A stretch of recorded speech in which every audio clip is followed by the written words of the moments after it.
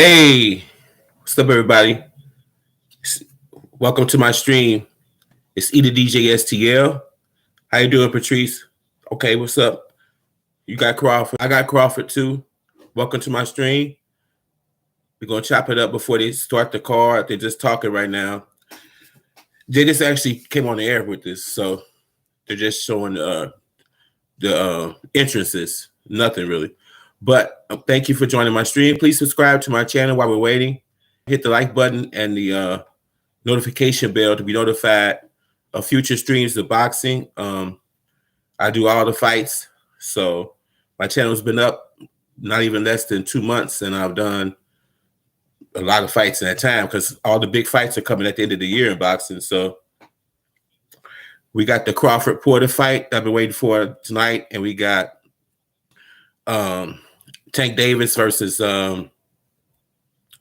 Pitbull coming up within a week or two. There's so many fights right now I can't keep up with them all. So here we are. We're at the Mandalay Bay Casino in Las Vegas. Getting ready to start the preliminary portion of the pay-per-view. The preliminary portion of the pay-per-view card. 4 fights on the pay-per-view portion of this card tonight, and we'll get to that. And it's on ESPN Plus, and it costs, if you got ESPN, I think it's $70. If not, you got to buy the fight and ESPN for the year for like $90. I don't know if that even includes tax or not. So it's pay-per-view. If you're watching this fight on pay-per-view on ESPN Plus, chop it up with me. It's no fun to watch a fight by yourself. It's always better to watch people that are fight fans watch it together. Makes the fight better. We're getting ready for the beginning of the card, and this is going to be a 4-fight pay-per-view portion of the card. We got in the opener we got 3 fights before the main event. A lightweight fight, 2 middleweight fights, and of course the 147-pound championship that we're all waiting for. And the 4 preliminary fights are fighters obviously under the Top Rank brand, and they're fighters with names that are very hard to pronounce. All of them are hard to pronounce. So we'll get to that in a second. We got Porter backstage, chilling in the tracksuit with black and red tonight. His colors look like tonight. I believe he's got his merch on. Heyman always getting his fighters merched up, selling themselves as businesses. And then we got Porter in a tracksuit backstage with his merch on.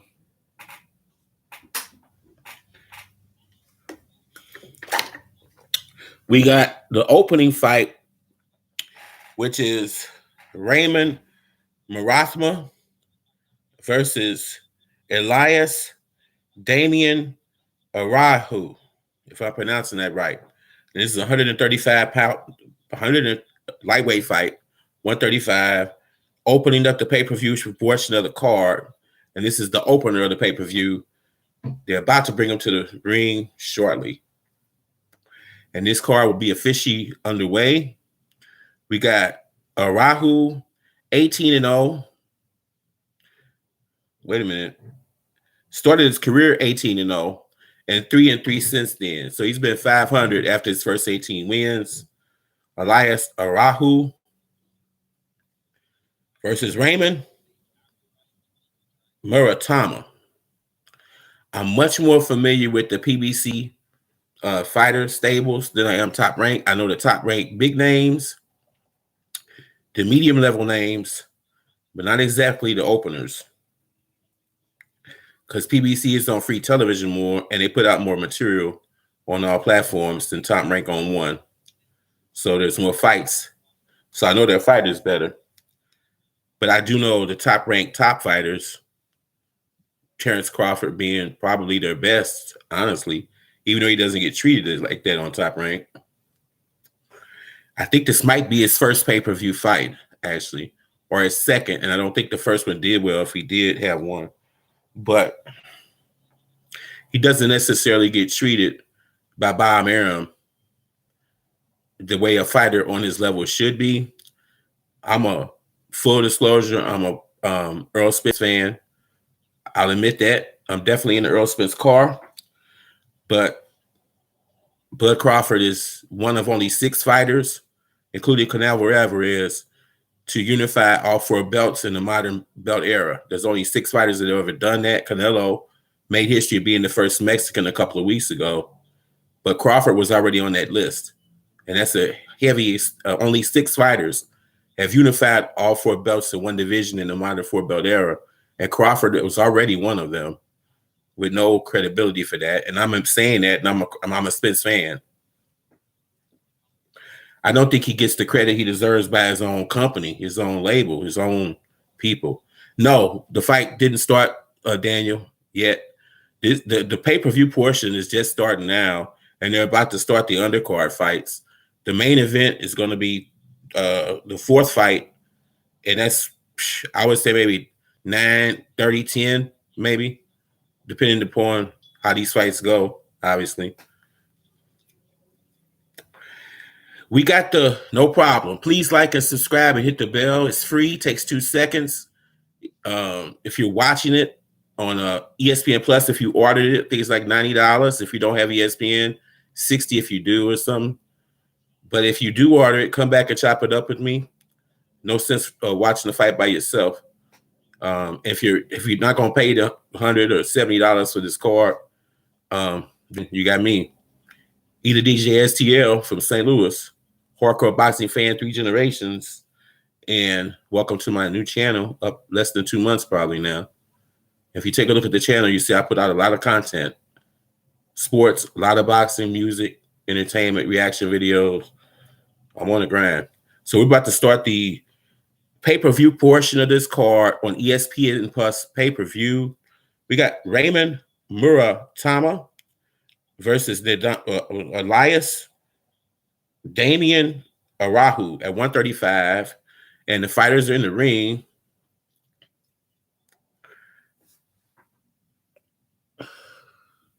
He's from Argentina.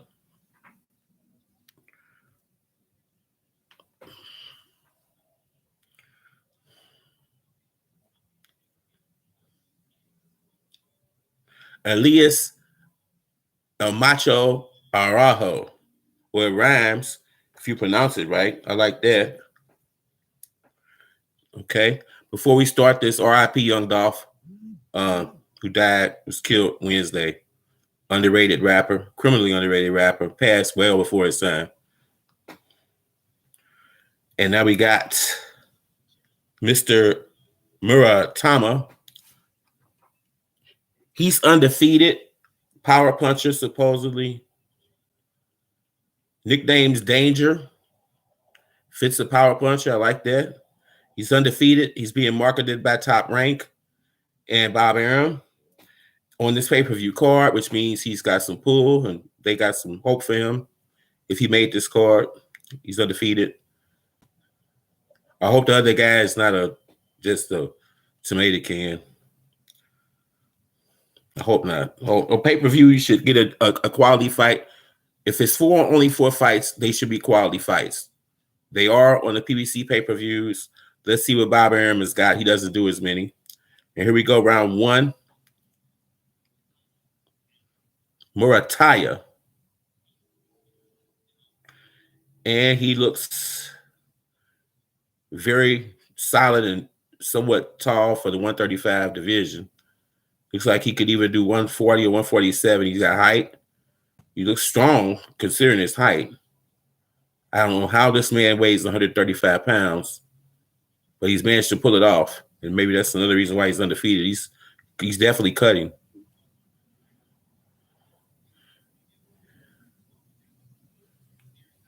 He's got long hair that's almost in his eyes with a fade. And I think he might be Japanese or something. I don't know what he is. Black Japanese, Blackanese. I don't know. I ain't figured that out yet. You see if he can fight though. He's got a pretty good jab.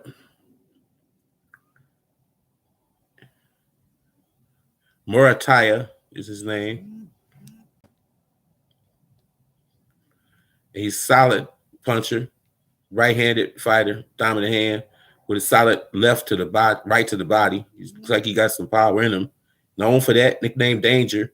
That's what you'd expect. And he looks like he can crack a little bit. And somewhat of a fill-out round here, but you can tell he does throw good punches, solid punches. Obviously, they're hyping him if he's on this card. And the other guy here, Aratu, hasn't shown me much at all. He looks tough. Looks like he takes some punches. This is a 8-round fight. The prelim, nice uppercut down the middle by Muratama. Miss Blackwell, I can't show the fight live. It violates YouTube's copyright laws. This is I wouldn't do it either anyway because it violates YouTube's copyright laws. And this is my channel's been up not even maybe 2 months now, so I can't show the actual fight.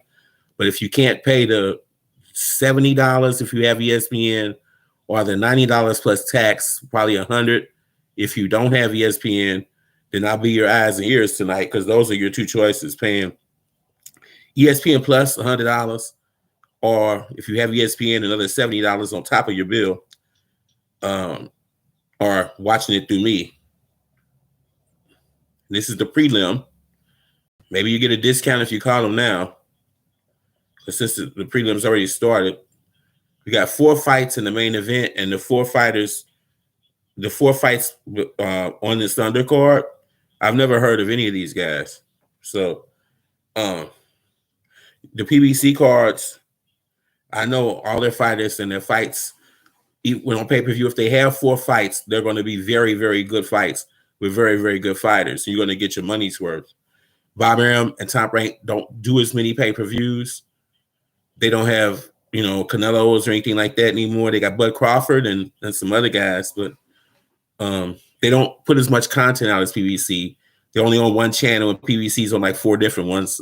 Some free cable, off-brand cable, Showtime, pay-per-view. They're out there, so they put a lot more out. So I know their fighters better because they put out more stuff.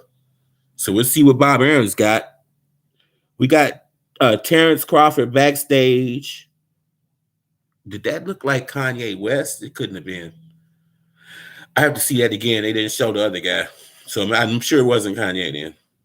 This is the second round of Muratama, the obvious showcase fighter for the ESPN platform.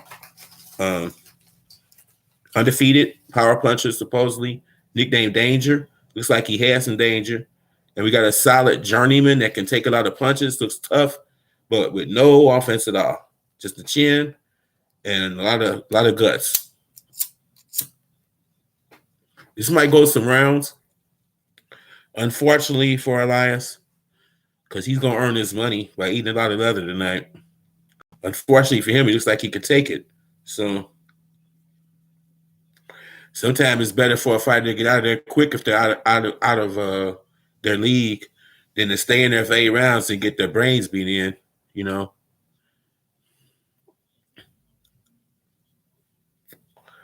He looks like he's tough enough to get his brains beat in. Unfortunately for him and his family. But hopefully his corner will do the right thing and save him at some point, because this fight is going to be this is a showcase fight for Muratama. Looks black and Japanese or something, Blasian, and got a nutrient haircut, long hair. It's almost covering his eyes almost, and in a fade. So I don't know. We're going to interview him after it, and we can find out. I don't presume. I think he's got some Japanese in him because of his name, and his first name's Raymond. I know a lot of black people named Raymond, and his last name is Muratama, and I don't know a lot of the black people with last names is Muratama. So I'm putting Raymond and Muratama together and assuming that he's Blasian. Sorry. They haven't said anything. I just go by the name Raymond. That could be black, could be white, Southern, but a lot of black people named Raymond. Muratama, that's Oriental. Ain't no black people and no white people named Muratama. So, or Hispanic. That's Japanese or something. And Raymond makes me think he's Blasian. So we'll find out, I guess, because barring a heart attack or a stroke, he's going to win this fight. Now we got the tough Elias Arahu coming forward, a 2-punch combination to the body, his best punches of the fight. He's pressing. He's doing the Crawford thing now. Actually, he's doing better in this round than he did before. He's actually throwing some punches now and taking some hard body shots from Muratama.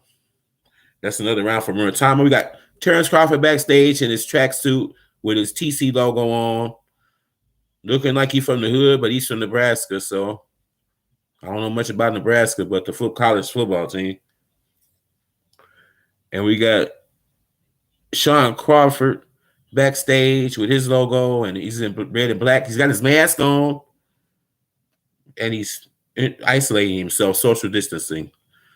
All right. I'm not going to join on him because I do the same thing, so I'm still taking it serious.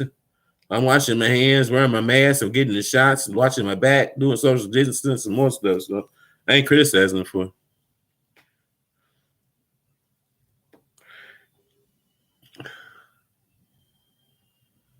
I'm paranoid of Rona, man. Shit. I wear a rubber when I'm touching myself. So we're going into the next round.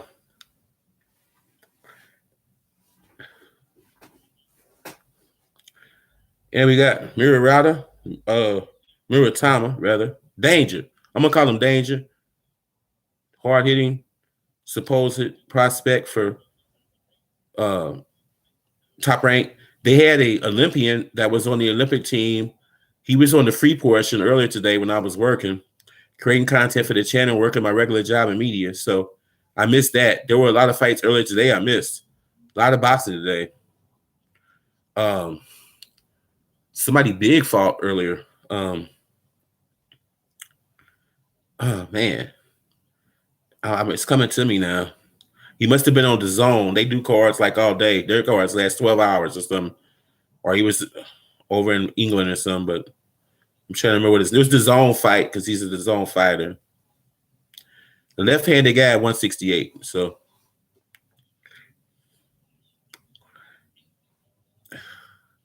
a nice body shot by Muratama.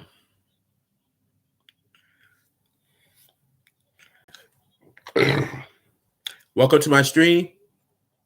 If you're new, vote in my poll.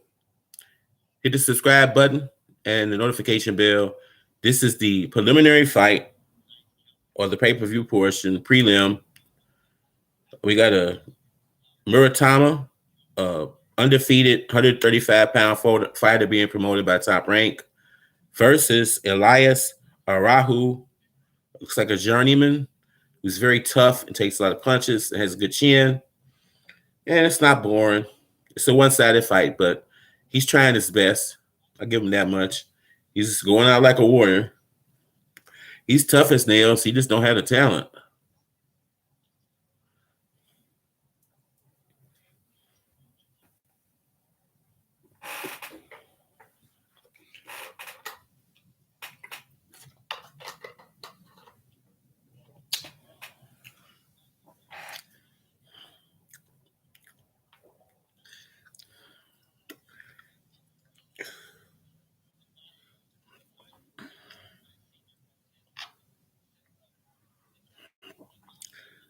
Welcome to my stream. If you're new, vote in the poll. Thanks, whoever it was, for the likes. I appreciate that. Subscribe is free, takes 2 seconds. The main event is probably at least an hour away, I would say. 4 fights on the card. This is the prelim. And depending upon how far these fights go, I would say maybe an hour before the main event. And we got Raymond Muratama, undefeated prospect on a top-ranked platform, who they're pushing, obviously, if he's on a pay-per-view card, versus Elias Arahu, a journeyman, brought in to showcase Mr. Muratama, who Top Rank is obviously pushing, at 135. And he's got a lot of work ahead of him if he's going to do something at 135, because that's a stepping division full of great fighters. 135 to 140, maybe the deepest divisions in boxing combined together, because they can all fight in those same weight class. Only 5 pounds separates them. So many great fighters, from Tank Davis to Shakur Stevenson, that can be thrown in there, to Teofimo Lopez, and Loma's still out there, still work creeping. Don't tell him what he's doing now after losing. And man, we got Josh Taylor at 140. He's one of only 6 fighters that's unified all 4 belts. 3 of them are fighting now in the modern era, by the way. And he's one of them. Josh Taylor has got to be thrown in there because of that. It's too many fighters at 130, 135, and 140 to even name all of them. They're so good. So he's got a lot of work ahead of him if he's going to do something at 135. You guys work ahead, cut out ahead of him. Believe me. And he looks like he's big enough to go 135, 140, even 147. He's tall and he's strong. He could move up easily. So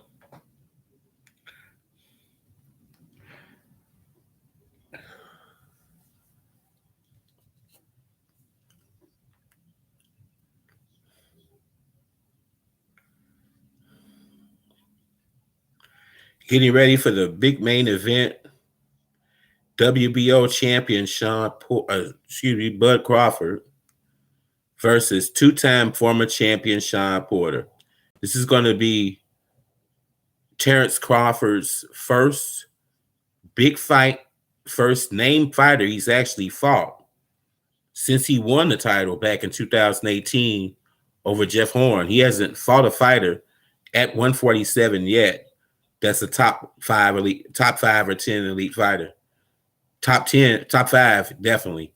He hasn't fought a serious contender for the 170-pound titles since he's been at 147. This is his first big test since he's been a champion, actually. And we're going back to 2018. This is almost 2022. Talking about 3.5 years, and he still hasn't fought an elite fighter at 147. That says something.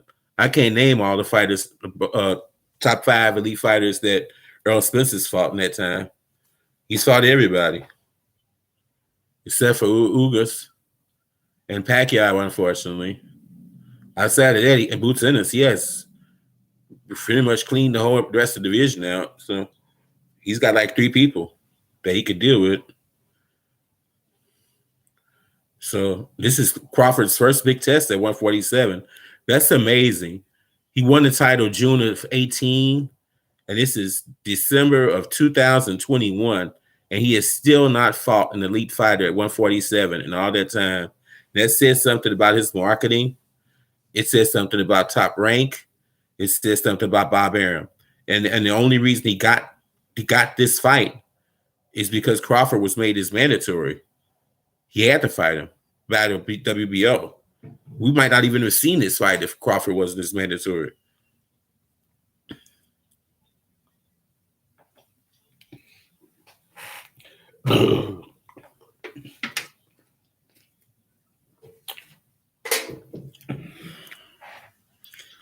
So Terrence Crawford's first serious elite fight at 147, and he's been champion since June of 18.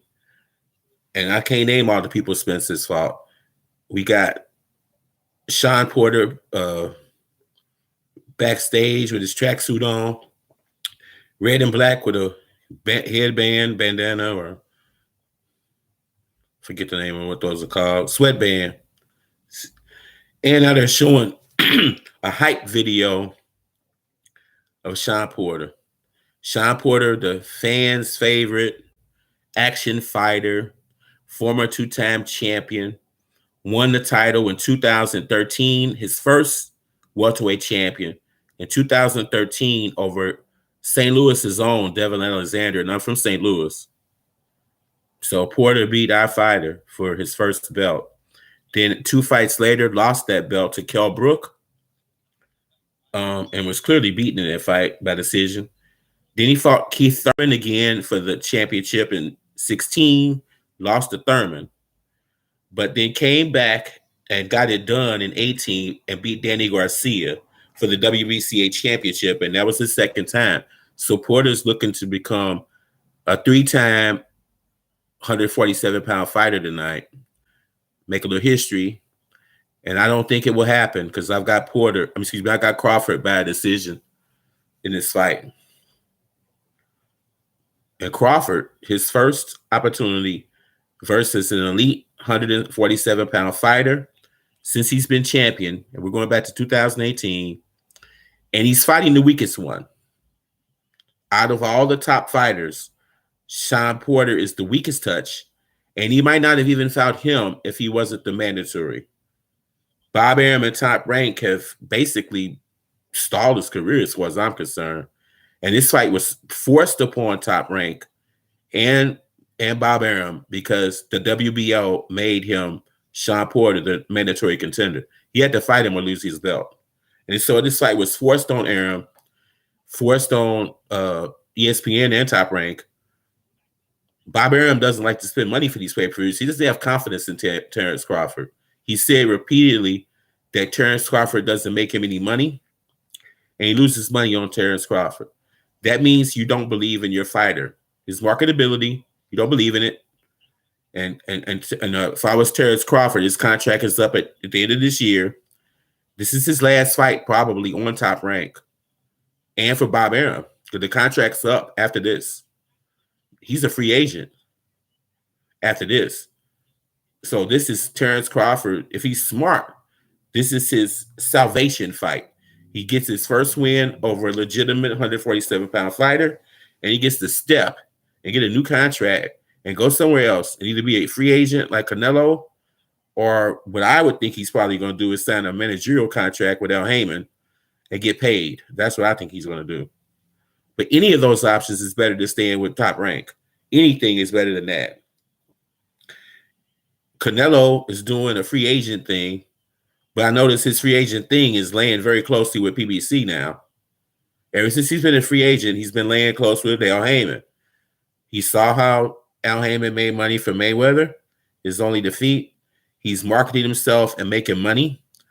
I thought he was going to fight in his next fight. I thought he was going to fight Anthony Durrell or David Benavidez, but he's chosen to fight some guy at cruiserweight, get paid. See, this is the criticism I have for Canelo. I was praising him 2 weeks ago, and now he's taking a softer touch for more money, even softer than the touch I thought he was going to take. I thought he'd take Durrell because he wouldn't face Benavidez. This fight's been stopped, and Elias Arahu is mad as hell that this fight has been stopped. He has a cut under his eye. He was getting beat up, losing every round, and he is mad that this fight is stopped. I give him all the credit in the world for being a warrior, and he's legitimately upset. He's not faking. He's mad as hell. He's a tough guy. I seen that in this fight. He's just outclassed. Didn't have the talent that Muratama has, but he's tough as nails. I give him credit for that. His face is beat up, looking like Rocky, but he was throwing punches. He wasn't hurt. He was doing his best. He was losing every round, but he was fighting. I don't know why they stopped it. I'm with him. I mean, it's better for his health. That's probably why they stopped it. And I sound like a hypocrite because I was worried about his health because he has such a strong chin, and I thought he'd take a lot of punishment. I think his corner and the refs did him a favor. And he's mad, and he has his right. How you doing, Xavier? Welcome to my stream. What's going on, bro? Hit the bell, subscribe, and like, and vote in the poll, and tell me who thinks going to win tonight, Xavier. Who's going to win between Crawford and Spence? We're probably an hour away. We got 2 fights to the main event. The next one is going to be, this name is even harder. These names on this undercard are all impossible to pronounce. So the next one is Janibek Falco. Is okay. Wait a minute. Hold on. Let me take a time out here. The next one is Janibek Ali Mak An Vli. Money. Okay, we're gonna call him Jenny Beck until they tell me what this guy's name is pronounced. He's got damn near the whole alphabet in his last name, so we're gonna call him Jenny Beck until they start introducing him. Jenny Beck versus Hassan Nadam, and that sounds African to me. And that's gonna be a middleweight fight. So we got 2 middleweight fights before the championship fight. They're both middleweights. I like middleweights. Usually one of the most talented divisions in boxing. Not now. Now it's 135 to 140 and 147. Those are the 2 divisions with the most talented fighters in them. That 135 to 140 range, you can say 130 to 140, 10 pounds, because Shakur is in that list. And you got Devin Haney, Shakur, Tank Davis, Pitbull fighting Tank Davis soon. We got Teofimo Lopez, Loma Chico hanging around there. We got Ortiz and, oh, Jesus, man, I'm forgetting somebody. There's so many good fighters. That Josh Taylor, the 4-time, one of the 3 people that has all 4 belts unified right now in the modern boxing era. 6 all-time, 3 of them fighting right now. One of them's Josh Taylor.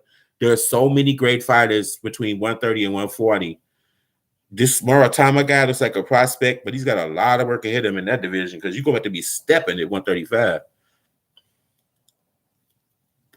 That whole roster from 1 through about 20 is deep as hell. From 130 to 140. You can name 20 fighters that could be champions in those 10 pounds, inside those 10 pounds. And the king of that is Tank Davis to me, and he'll be fighting either next week or the week after that versus Pitbull, which is another fight I'm looking really forward to.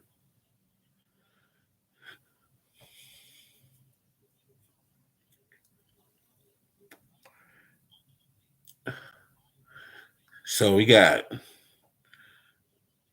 Janny Beck. He didn't even try to pronounce his last name. Somebody try to pronounce this guy's last name, please, because I'm not taking a stab at it. He's Janny Beck to me.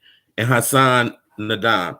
And somebody, I thought they were going to tell me so I could pronounce this man's last name. He didn't take a chance either. He passed on it and called him Jenny Beck like me. So we got Jenny Beck versus Hassan Nadam. I'm going to try if he won't. Alim Kanali. Alim Kanali. Jenny Beck. All right. Somebody pay me a salary. I'll find out how to pronounce it. Shit. Man.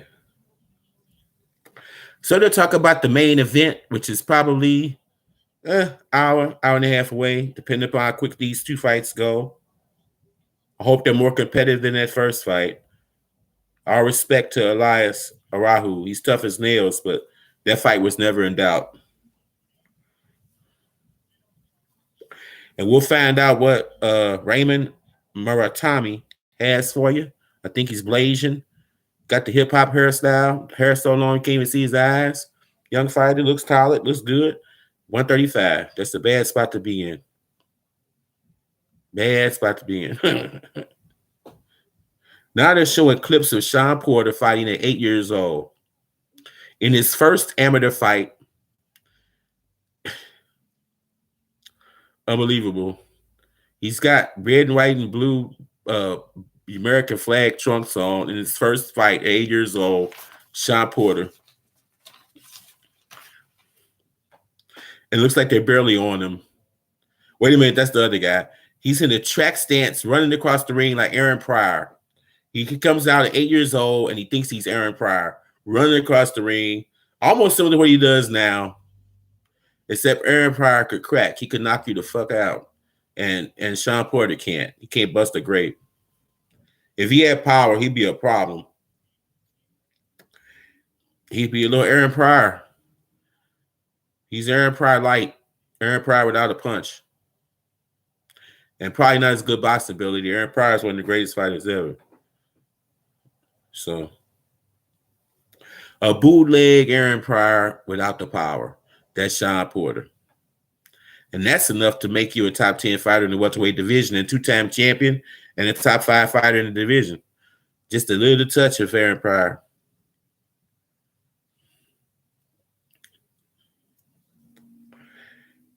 Now they're showing him play football. He was supposedly a really good football player. His father's always been in his life and has had him in sports his whole life. He had a football background when he came into boxing.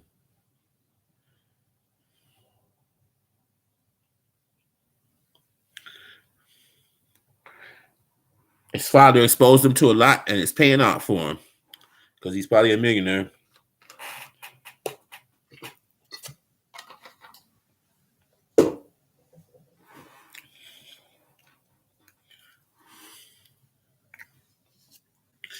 If you're in the stream, I appreciate it. Please subscribe, vote in the poll, hit the like button, and let me know who you are so we can chop it up. We can chop it up and talk about it. If you're in there, you might as well chop it up with me. Even if you're not a boxing fan, you can still chop it up for me. You chop it up with me. Saturday night. You're home. You ain't got nothing to do. Might as well chop it up, Smokey. They're interviewing Shaun Porter's dad, who I have all the respect in the world for. What a good man. Can't help but pull for Shaun Porter. You really can't. I just like fighters who can punch. It's just my personal thing. I like punches of fighters that can crack, and he can't. Bud is a boxer puncher. He's not really a power puncher. He's a boxer puncher, shifty with the orthodox to left-handed stance thing, I've got Spence at 147. Let me land the plane. I got Spence number 1 at 147. I got Boots Innocent number 2. And I've got the Russian fighter that fought on the undercard that just came to America about a month ago that fought on the PBC label that's undefeated that knocked out the guy from Minnesota. And that was my first time seeing him fight, the power punching guy from Russia. And he's a player in this division. And I've got him next, actually, after what I've seen out of one fight. He can fight. And he's going to be a problem for everybody. He's a player. I can't even tell you. His first name is Michelle. I remember that because it's a girl first name. And I don't know what his last name is. He's Russian. And he fought on the James... I'm forgetting the guy from Minnesota, forgetting his first name now, and took him out. I don't think anybody knew what he had. It was his first time in America. I think he moved to the States. He's living in Vegas now. He's going to be a player. He's coming here to make money. That Russian fighter is a beast. And I've got him at 3. I think he beats Bud Crawford. You can call me crazy. If you've seen him fight, let me know what you think in the comments.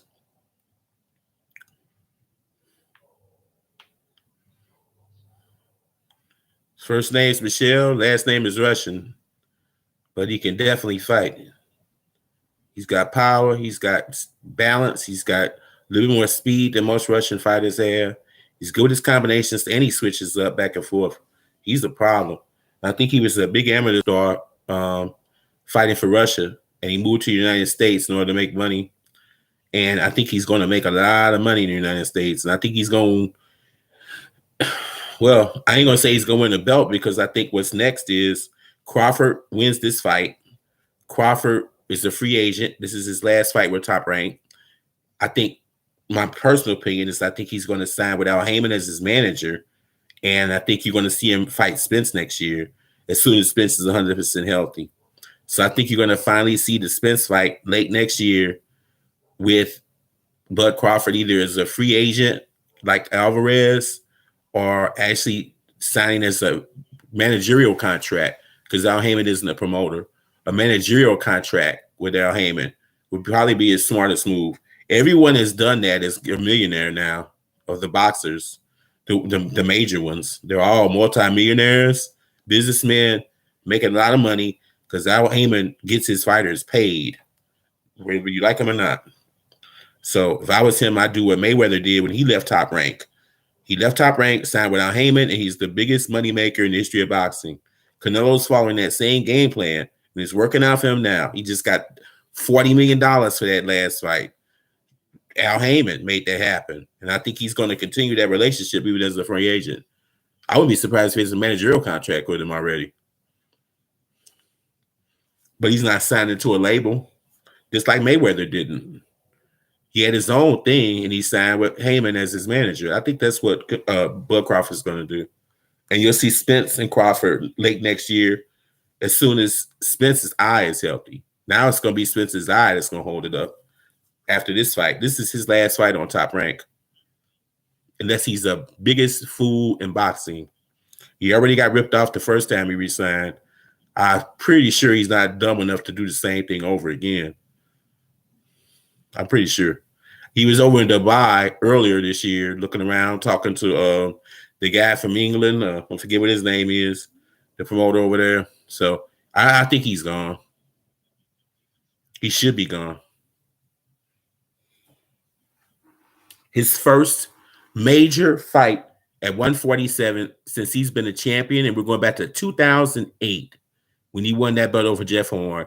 And this is his first time fighting an elite fighter, and this is the end of 2021. That's management. That's management. And this fight probably wouldn't have happened if Porter wasn't made mandatory by the WBO. He had to fight him. This fight may never have happened, but for it was forced upon Top Rank. So we're about to start Janny Bay versus Hassan Nadam. And this guy looks Filipino. I don't know. He's 28. He has a significant amateur pedigree. He's 10-0 with 6 knockouts. Janny Beck. Okay. He's being promoted by Top Rank. He's one of their younger fighters they're promoting. 10-0, significant amateur background. They're staying away from ethnicity for some reason on this program, and I don't know why they're doing that. I still don't know whether the one guy was Blasian or what he was, Raymond, whatever his name is. They're not even letting you know. I don't know. They're being real politically correct about letting you know what these people's backgrounds are. Weird. Oh, welcome to our channel, William. They got this fight and another fight before the main event. So I would say 9:45. It depends on how far these next 2 fights go. It's only 2 fights left before the main event. So it depends upon how long these go. If these first 2 fights are first round knockouts, they're going to be getting ready to be fighting inside of half an hour. If they go to decision, then you're looking at 9:45, 10-ish. Depends upon how long these 2 fights go. And this Janny Beck is a prospect.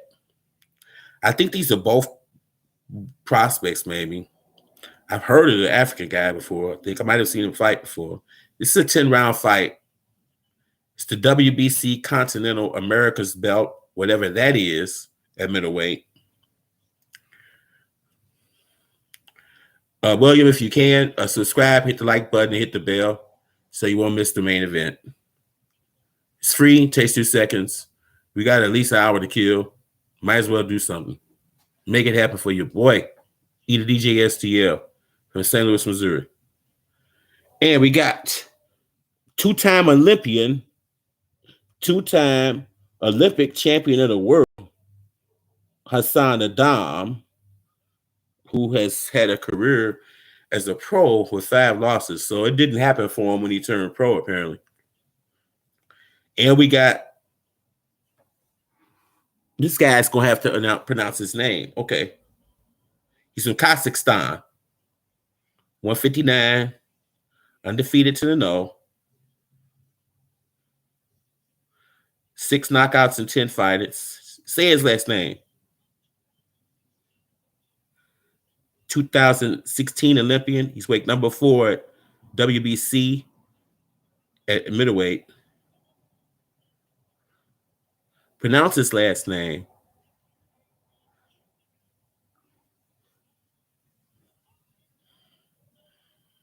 Oh, man. You're going to have to say that over again, man. Jesus. That was long there. Jesus. I'm going to eat that like 10 times so I can tell you. Okay. That's the longest name I've ever seen in my life. He's from Kazakhstan. He's just Janny Beck because that name is really long. It's half the alphabet. And I would need a piece of paper with the whole little pronunciation thing on it for me to get that off. He's got it. I don't. So whoever it was that just subscribed, I appreciate that. Thank you so much for that. Alan Dorado, thank you for subscribing. I appreciate that so much. Just don't know. And so we got Janny Beck versus Hassan.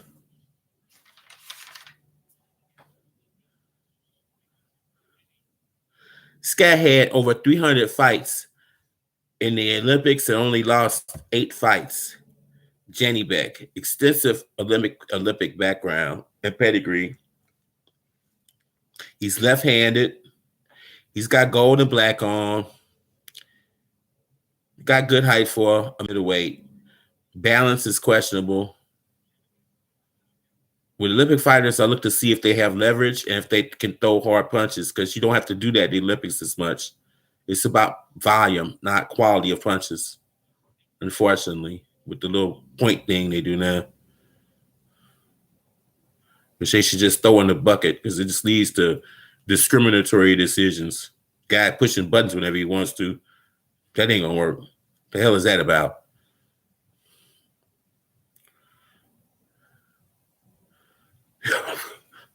It's the dumbest shit I've ever seen in my life. I don't even like cussing, but so we'll see if he's got some power.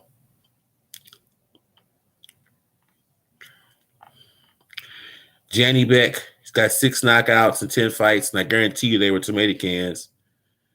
And this is a solid fighter, at least he's fighting. You know, he's fighting something. This undercard is a little underwhelming compared to what you're used to on the PBC platform. The Zone, they go 12 hours with streaming boxing on their cards. You get your money's worth. I can't even sit through their cards. They're so long. God, no. Shit, that's half the damn day. They got boxing on damn near all day. You get your money's worth with them. They had a good fight tonight. Earlier today, I was working. I work full-time in media, and I was working and creating content for the death of young Dolph, rest in peace. And so I've been busy all day. I missed that. And it's the 168-pound fighter, the champion left-handed guy. Oh, man, his name is escaping me now. There were some good fights earlier today. So if you look them up, you'll probably be able to catch them later. I'm going to do the same thing. I wish I could remember his name. I saw him fight 1,000 times, and I can't remember his name now.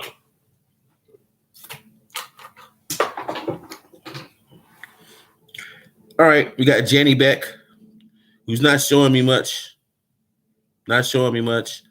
I see a good jab from Janny Beck. That's probably why he won so many Olympic boxing matches. He's got a nice jab. I give him that much. He's left-handed. He's tricky. He's got a nice jab. I can see how it'd be a problem in the Olympics with his style. I just don't know if his left hand has anything. He didn't land any in that last round. I've got 7 people in there. I got 4 likes. Thank you for coming in. We're waiting for the main event and the real fights to start. Subscribe, hit the like button, vote in my poll, and let me know who you are in the comments so we can chop it up. If it's not even about boxing, if it's just about something else. It don't matter. Right now, we are an hour away from the main event. So we got an hour and a half on just an old average kind of a boxing card, unfortunately, for a pay-per-view fight. When you spend $90, $100 with tax for a pay-per-view fight, those 4 fights should be something. They should be more than what you're getting in these first 2 fights. This is not good value. And I hate to say that. This is not worth $100. Maybe if you just really want to see the Crawford Porter fight, maybe if it's worth that fight's worth $100 to you, then order it. Because these 3 fights probably are not any reason to pay $100. This is not a $100 undercard. This ain't. This is nowhere near as good as what PBC offers and Showtime offers when they do pay-per-views. Those 4 fights are always really good. And they match you tough in the PBC, even if you're on the opening bout. You have to earn yours there. And these fights are very underwhelming so far. And these names, I can't even pronounce the names on this card. The one after this is Esquiva Facao. Esquivia Facao versus Patrice Volney. That's the co-main event. Give me a break. $100 for that.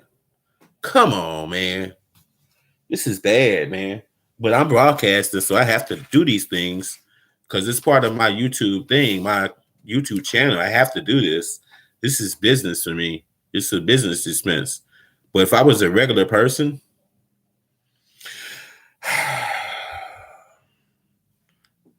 $100 for this.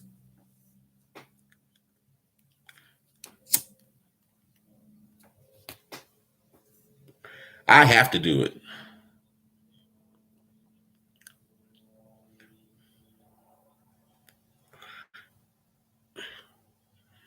Whoever it is, thank you for sticking with me. I appreciate that.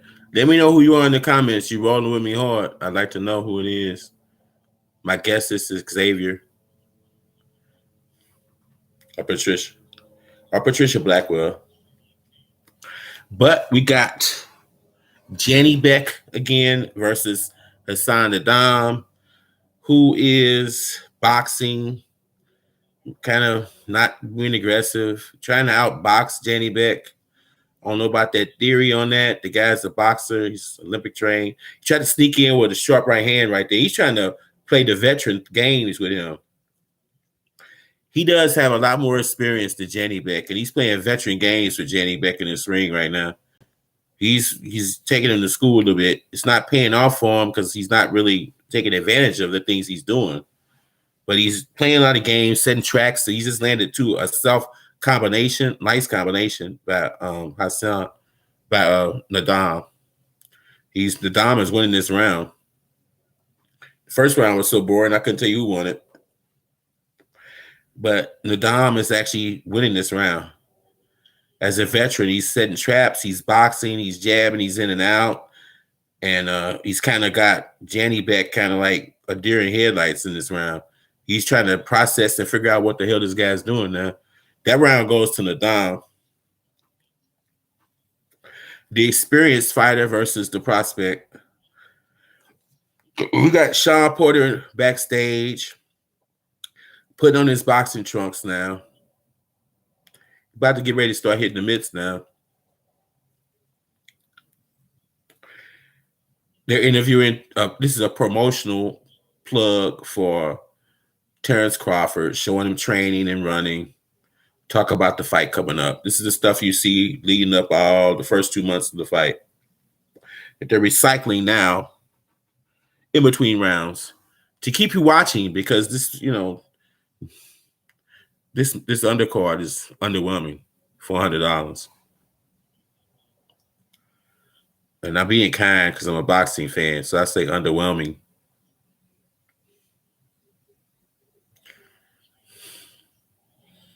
It's the time when I would go get some drinks and some hot dogs if I was there at the arena. Let's put it that way.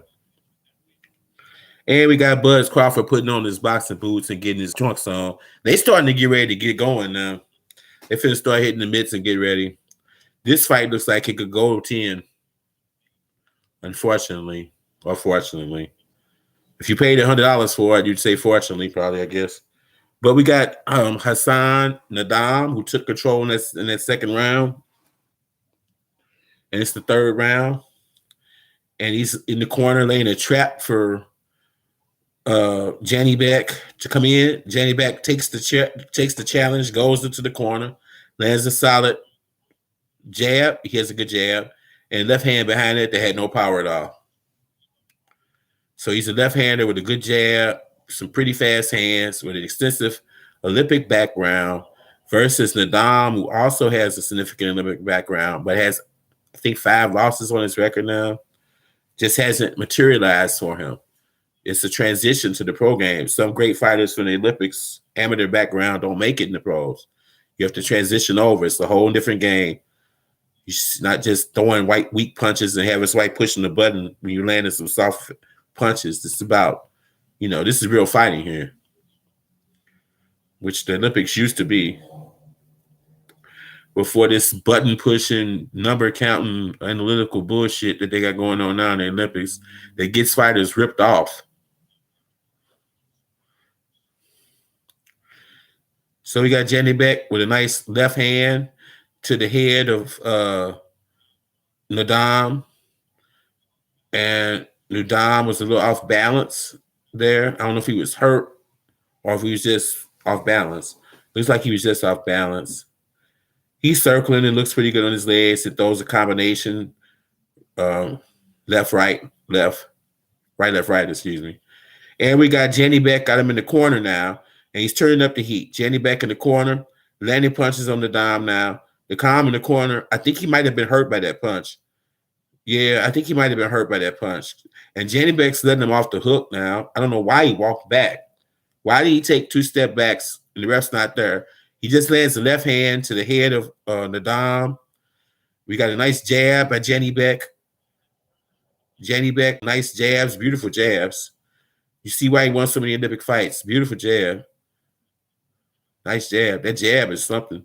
His jab's got power, too. It's a stick. It's not just a soft punch. The jab is legitimate. Nice left hook. He's landing. He's gotten Nadam down. Okay. Now, Janny Beck looks like the type of fighter now in this round that went 303, I think, or something, as an amateur.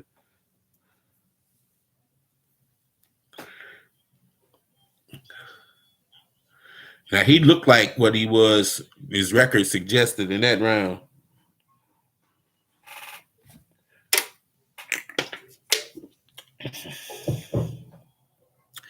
Janny Beck plays to the crowd, going back into the corner. Welcome to the stream. If you're new, vote in the poll. Let me know who you are. And subscribe and hit the like button and notification button. It's free. We got about an hour to kill, 45 minutes to kill before the main event. You might as well do it. It doesn't cost you anything. It takes 2 seconds. Just a click and a click and a click. And you've helped me out tremendously. You've done your civic duty. And I appreciate it. And now we got the replay of Janny Beck putting Nadam on his ass. And they're trying to talk to Nadam. He's trying to get his head together, his wits together now. Looks like he's talking incoherent now. His left jaw is swollen from that punch. That left hand that Janny Beck landed on him has got his face swollen a little bit on the left side of his cheek, swelling up. Janny Beck has landed over 50% of his punches in this fight. He's in control of this fight now. And now we got Nadam now on his back foot. Now he's on his back foot, taking 2 solid left hands to the body, a nice jab. And now we got Janny Beck in control of this fight. Looks like he's about to get Nadam out of here to me. Nadam is not looking good right now. He's trying, but I think those punches took a lot out of him. Solid left hand by Janny Beck. I think I have his power messed up. He's at 160. That's Jamal Crawford territory. He has no chance versus Jamal Charlo territory.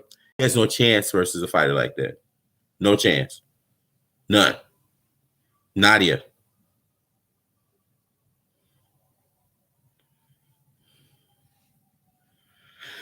Nice jab. The problem is Charlo would have the reach and the height on him. And he has a great jab. So that nullifies his jab. I don't see him being able to handle Charlo at his best. But nice punches by Janny Beck. I sure like to see him fight, though. Nice left hand and right hand to the body by Jenny Beck. They won't, with him being on the top ranked platform and Charlo on the PBC, you won't see that fight. So that's going to be going on for years if he does anything. But he looks pretty good. Only 10 fights, 6 knockouts. Looks like he's got potential, though. That's why he's on this card. And now we got Nadam fighting back. Looks like he's got his legs back, and he's throwing solid punches now. Nadam's got his head clear. He's solid punches, too, he's landing. Now he's back fighting again. He's got his head clear. Those are some really solid shots by Nadam. And now he's back, not running, not back footing. He's standing in there, and he's standing in the pocket now. He's in the pocket trying to make something happen now to Dom. He's got his head back. And he's in the pocket throwing hard punches. He's a veteran. He knows what he's doing. When he's hurt, he bought time and got his head together. Now he's got his head together. He's inside in the pocket. And he's standing up to Jenny Beck now. We got a fight right now. We got a real fight now. We got Nadam coming forward. We got Nadam coming forward now. And a solid left hand he eats coming forward. And another soft left hand by Jenny Beck stops him in his tracks. Damn near lifted him up off the ground. And now he is not charging forward anymore. He's now back on his back foot again. That didn't last long. And that's the end of that round. Very interesting round. He got his head back. He stood in the pocket in the middle of the round, throwing hard shots, coming back. Looked like he had some going. And then Jenny Beck hit him with 2 hard left hands. The second one lifted him up off the ground. Looked like he went right back on the back foot again. Left to the temple by Jenny Beck, which is what, yeah, that was on the temple right there. That's equilibrium's the problem at that point. And he did pretty good considering where he landed it at.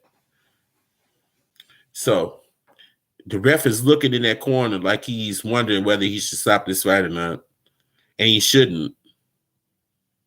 And he shouldn't. He's talking to the doctor. The doctor's talking to the ref. They're both looking at Nadam. And you know what they're talking about. Whether they should stop this damn fight. If he's going to have to do something, and if he wants to win this fight, he better do something in this round. Because that ref and that doctor, they're ready to stop this. If he comes out, if he gets beat up in this round again, they're going to stop it as soon as he goes down. So you better get something done. If he's going to do something today, he better do it right now.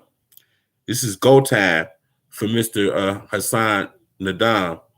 He's got this round. Because if it happens again, this is over. He's on a very thin line with the ref and the doctor. And a nice left again by Nadam. Nadam's to the body. Nadam senses the end of this fight. He's being warned by the ref for holding it hidden. He's trying to get him out of there. Nice jab by Nadam. Nadam on the ropes. Throwing punches off the ropes. His legs are not the same, Nadam. His legs are not the same. He's trying, but his legs aren't there. He's game, but his legs are betraying him. And if Jenny Beck presses him, he could get him out of here in this round. He's trying to buy time. He's a veteran. He's trying to kill time and get his head back again. And if Jenny Beck was smart, he would get him out of here right now. Because he's trying the best he can just to survive the round. He's boxing. He's moving around the ring. You know, he's buying time. He's throwing punches and moving. And he's just buying time and trying to get through this round and get his head together. And Jenny Beck should be more aggressive than he is. Left hand from Jenny Beck. Left hand from Jenny Beck. He's got him in the corner, pinned in the corner. Left, right from Jenny Beck. Another left, right from Jenny. They're going to be close to stopping this fight. Jenny Beck all over him in the corner. Nadam snaps back with a punch and lands on Jenny Beck, moves Jenny Beck back, and the ref moves back. So that fight was about to get stopped, and he stopped that with a punch. So I'm kind of liking the heart of Hassan Nadam in this fight. Because that fight was this close to being stopped, and he stopped that with that right hand and moved Jenny back about 4 feet. Jenny Beck is not being aggressive now. He got caught with one. He's slick. Nadam is very experienced on the left hand from Jenny Beck. He's out. He's out of his element. Jenny Beck has more talent than him, and he's game and smart though. He's using his wits. He don't have the skills, but he's got the wits and the experience. He's using it. He's trying his best. Another left hand to the body for Jenny Beck. Another solid right hand to the body for Jenny. He's good to the body and head, Jenny Beck. I like him. I like kind of liking him. I'm kind of liking him. Nice left hand for Jenny Beck. Another left hand staggers. The Dom moves him back. The Dom game stays on his feet. Another solid left and right from Jenny Beck, and the Dom stays on his feet. Barely, but he's game. He's like Rocky right now. He's not good on his feet. he's just doing everything he can not to get knocked out and to try to get something off here. He's doing the Rocky thing here. He's got all the heart in the world. Hassan the Dom, not very talented, but a lot of heart. A lot of heart. His face swollen. He's like he's got his head back. He comes in and out when he gets hurt. He has recuperative abilities. He might be shaky for about 30, 40 seconds, but you let him off the hook, he get his head back and get back in the game. They're trying to give him smelling salts. No, that's just to get the blood out of his nose, but there's something funny about the way he did it.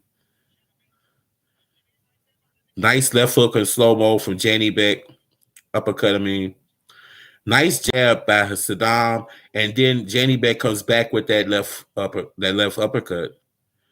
The left uppercut, Nadam landed the jab, and then he stepped back and shot the uppercut straight up the middle and called him. That was a beautiful move by Jenny Beck from Kazakhstan, I believe. Beautiful move. He's 30-3 or 303 or 308 as the amateur or something. And he's a good fighter. Good fighter. 10-0, a lot of experience, amateur experience. But Nadam has the professional experience. And he's showing it. That's how he's got here. He's made it to this round. The 6th round of a 10-rounder. He's made it here just on his heart and his experience and the tricks he's pulling in the ring. Now he's got his head back a little bit, moving a little bit better.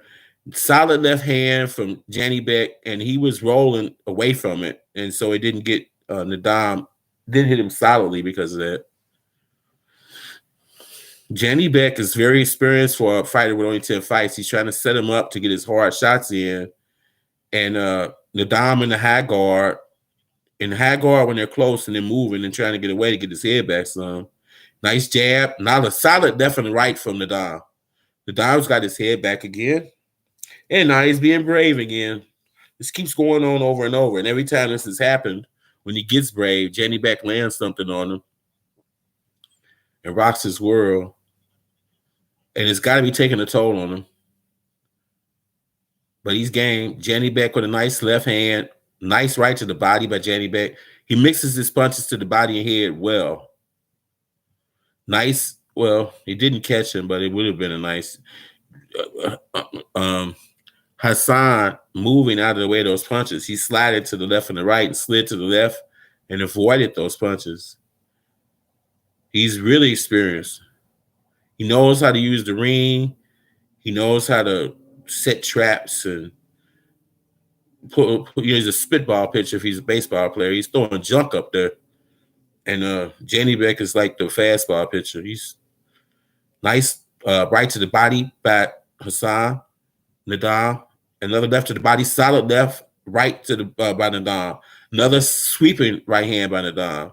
So he's getting his head back. He's in the phone booth now. They're right on top of each other in the middle of the ring. He's not moving. He's trying to come back. He's not moving. He's the aggressor. Crazy. I think nice left, 3 lefts in a row by Jenny Beck. Beautiful left hands by Jenny Beck. He really is a skilled fighter. He's a skilled fighter. I give him that. I would love to see him fight Jamal Charlo. They won't fight. I'd love to see it. Interesting. He's got Nadam in the corner, and that's the end of the round. So I wish they had matched him with somebody a little more challenging. I know he's getting a lot of experience for fighting Hassan Nadam for this fight. I see why they matched him with him. They're bringing him along. Good move to try to get him in there with somebody with a lot of experience so he get used to the pro game. That's probably why he's here now. But if you paid $100 for this fight, you want to see a fight where you don't know who's going to win already.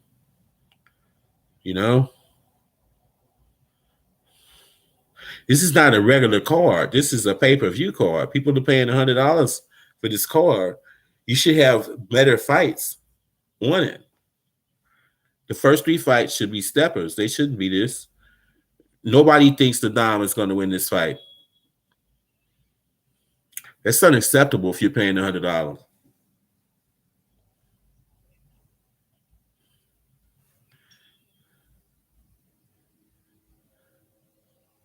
So we are here in the 7th round of Jenny Beck with the last name that's half of the alphabet versus Hassan Nadam, veteran, somewhat skilled fighter, but Jenny Beck is a world-class fighter.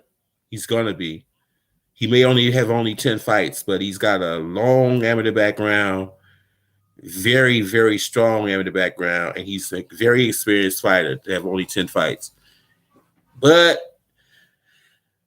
he's stuck on Top Rank, which means who's he going to fight? Terrence Crawford has been the 147-pound champion since June of 2018 when he beat Jeff Horn. It's the end of November, of 2021. And this is the first elite fighter that he's fought since 2018, June. That's unacceptable. What is your promoter and your manager doing? If you haven't fought an elite fighter since you were champion in June of 2018, it's almost 2022, and you still haven't fought an elite fighter, and they probably wouldn't even have this fight if it wasn't a mandatory. The WBO made Porter the mandatory. He had to fight him. Top Rank and Bob Murray didn't seek him out. This was his mandatory. He would lose his belt if he didn't take this fight. So his first fight, major fight as a welterweight since June of 2018 is forced upon him, not brought to him by his manager, and is unacceptable. Unacceptable. And this is his last fight, I think. Well, it is. His contract's up. So unless he resigns after this fight, he's a free agent after this, Terrence Crawford. And if he's just not completely stupid, it's his last fight on Top Rank.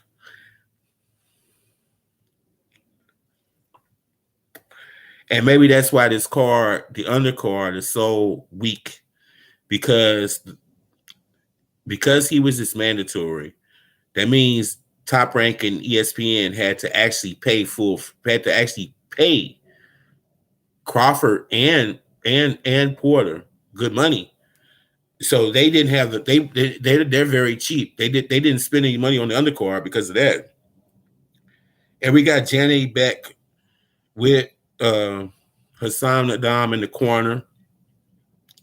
And we're in the 7th round of 10. The decision in this fight is not a question.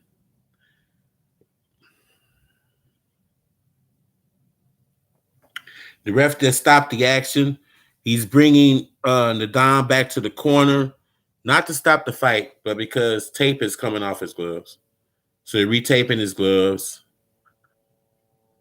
The crowd's booing because of that. He's got blood streaming down the nose of Nadam. His mouth is bleeding. His nose is bleeding. His eye is swollen. He's taking a beating in this fight and still gamely trying to win. Not just survive, but win. Surprisingly. Got a lot of heart. Nice right hand by Nadam. Not much power on it. And we got Jenny Beck walking him down. In complete control of this fight, Jenny Beck. If it wasn't for the heart of Nadam, this fight would already be over with. So that's the end of this round. The next fight name's just as hard to pronounce. We got another middleweight fight. This is the fight before the main event. We got Esquiva Facao, Esquiva Facao versus Patrice Volney. So that's the fight. The I'm not even going to call it a co-main event. That's the fight before the main fight. The fight before the fight, with this card being what it is. I'm not going to insult your intelligence to call that a co-main event.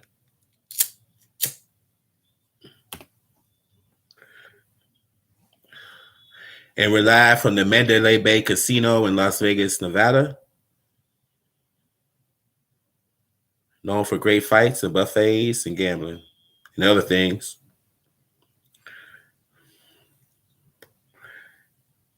And we got the 8th round, Janny Beck stalking him down. This fight's not in question. And if I was his corner, I'd be trying to stop the fight. But the way he's fighting and the heart he's showing, and he gets his head back and throws solid punches, they're giving him a chance. The corner, I agree with him. If he takes punishment and if he goes down again, but he's still trying to fight back, and he looks competitive with his hands together until Janny Beck rocks his world with the left and the right. And the left right, and the left right to the head again. Janny Beck tired a little bit now. I don't know if he's ever been 8 rounds yet. He's starting to tire a little bit. Hands down further. Janny Beck with 2 solid left hands. But he doesn't, it looks like he's lost a little steam a little bit. I don't think he's used to going 8 rounds yet.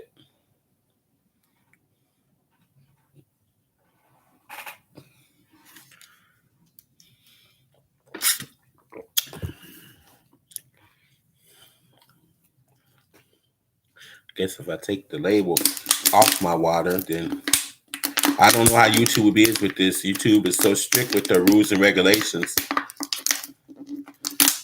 Much stricter than TikTok. So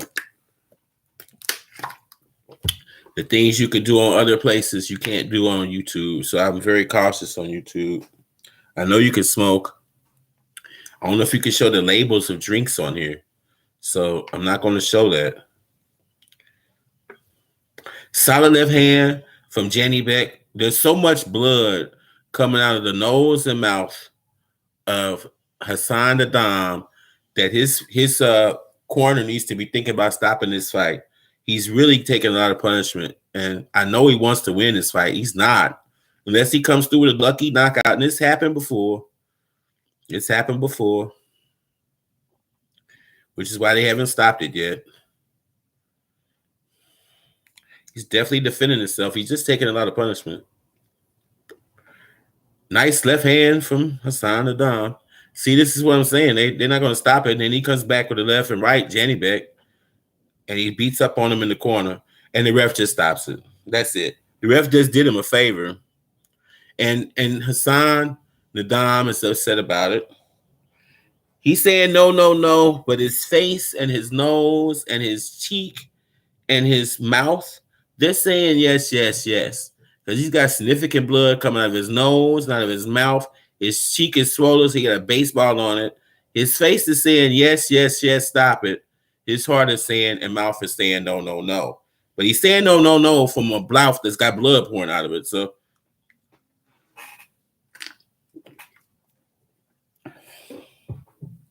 I don't think his mouth agrees with that. So we got that out the way. As soon as they make the call on this, he's got the Kazakhstan flag in his hand. And I've never seen that. It's green and yellow. And you got the replay of him in the corner landing multiple punches and Hassan kind of stumbling around. And he's going, no, no, when he stops it. And his mouth is bleeding, his nose is bleeding, his eyes swollen like Rocky. He's got a lot of heart. He's 37. He's 38-6.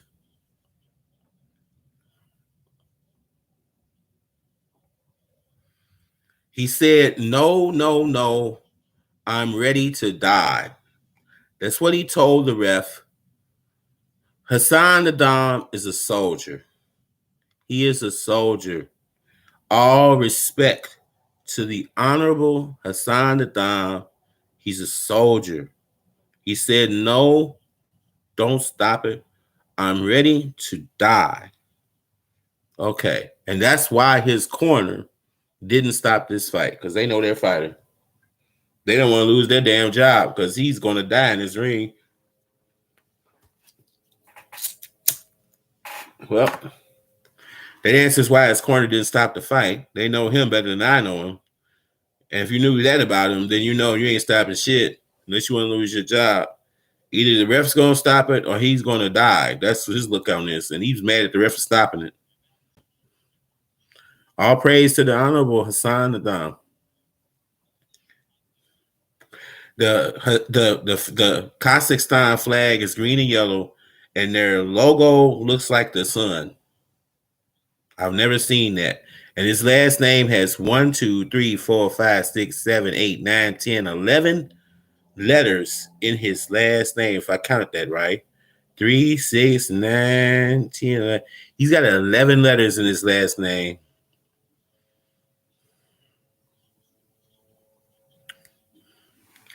And no one calling this fight ever mentioned his last name. They all called him Janny Beck.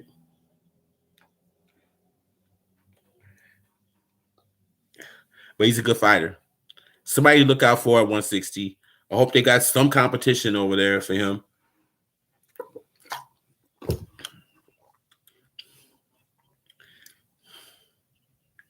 Kenny Bayless stops the fight. The veteran came in and did this man a favor.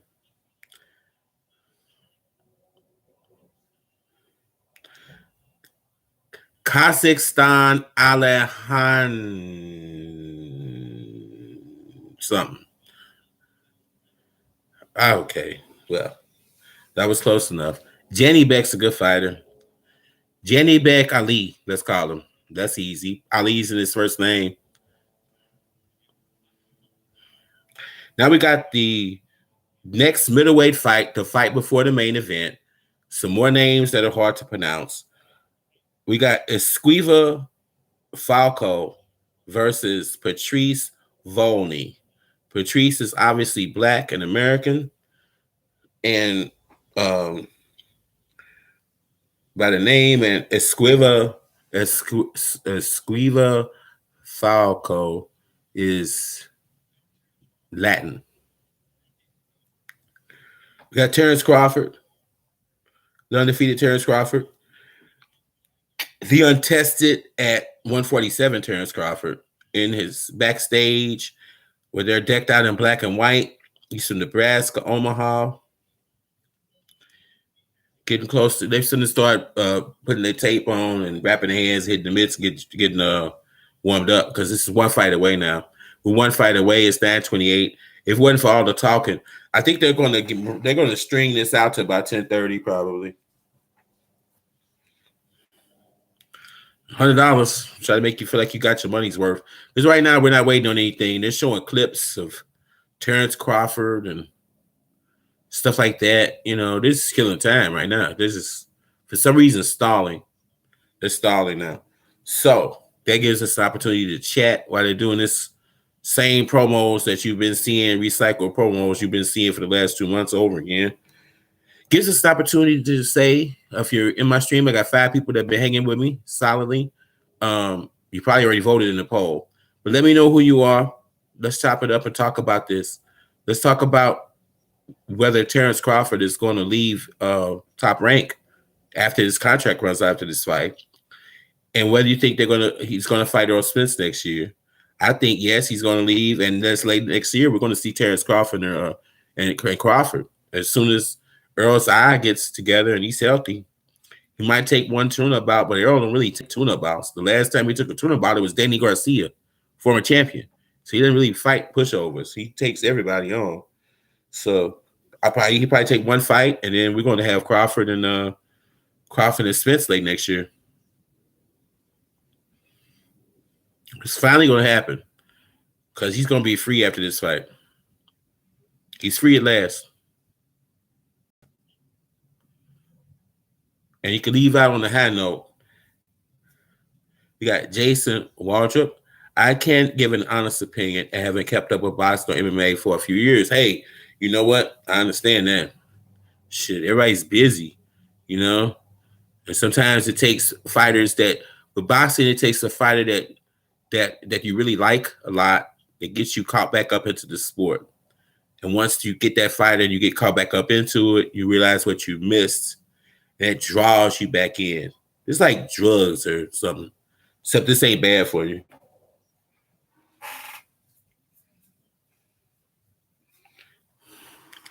But I appreciate you coming through, Jason, and let me know who you are. Most people coming in there saying they won't even say anything. Since you're here, like and subscribe to the channel. It's free. We're waiting. You got probably half hour, 45 minutes away. Like and subscribe. If you don't want to hit the notification bell and be aware of future updates, you don't have to, but like and subscribe and hit the bell if you want. Oh, I appreciate that. Appreciate that, Jason.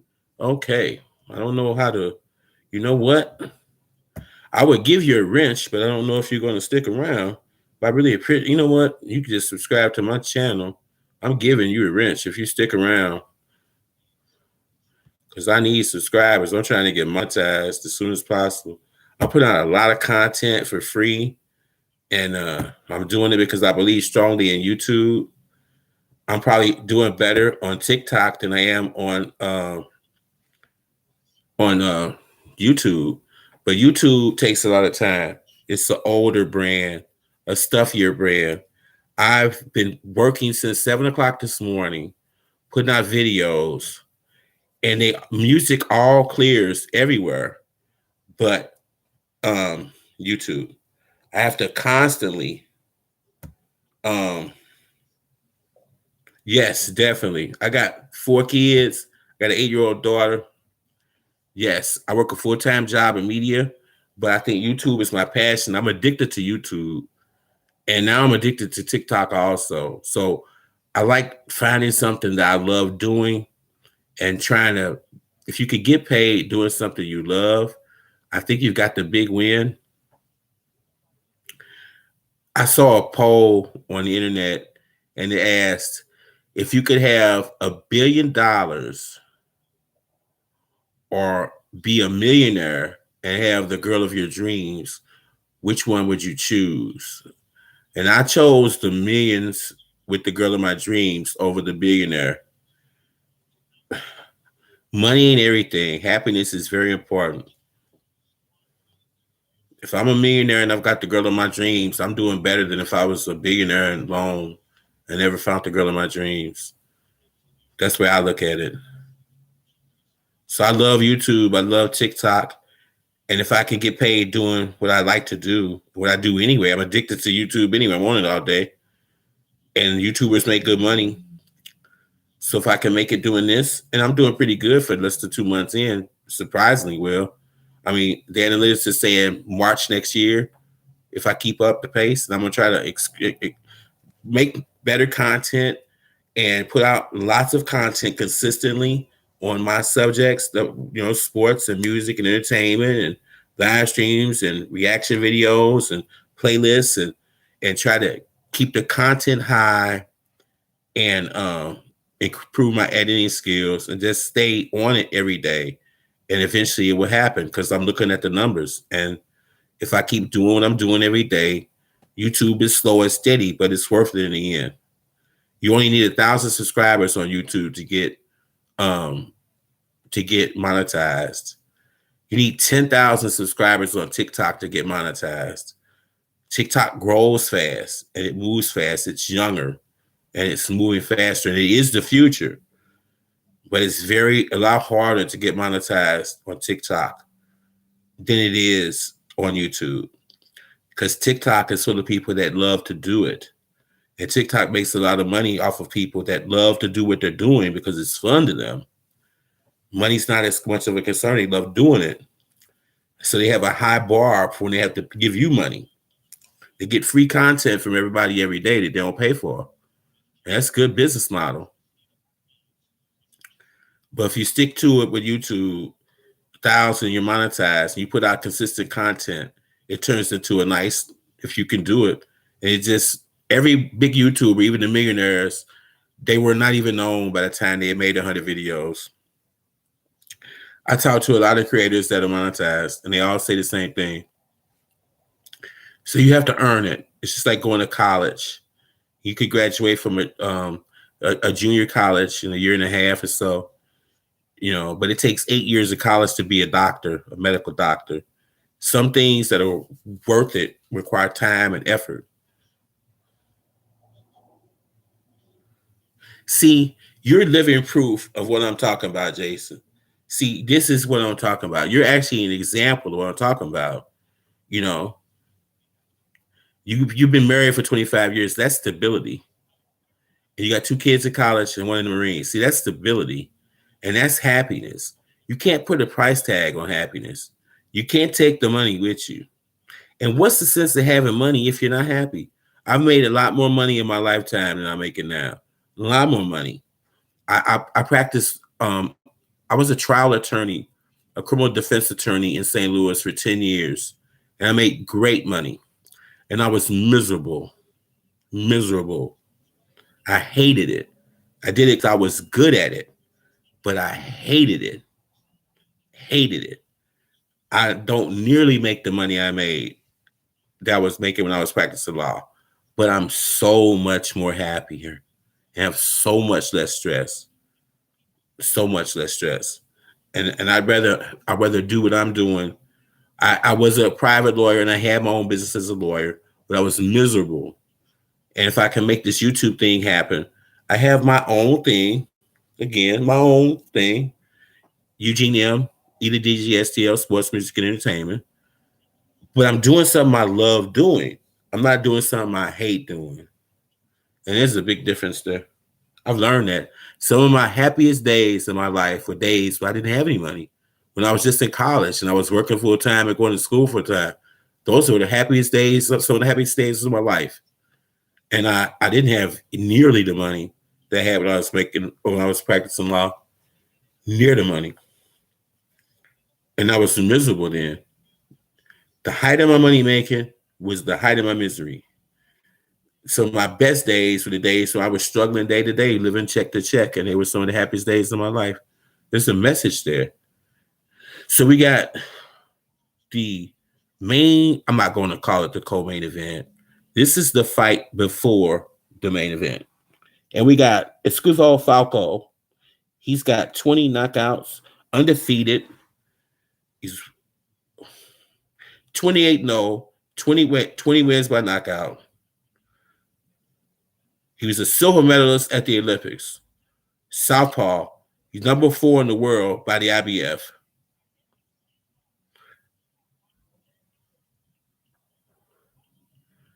Esquiva Falco. Okay, he's undefeated, 28-0, 20 knockouts, silver medalist at the Olympics. He's got a pedigree.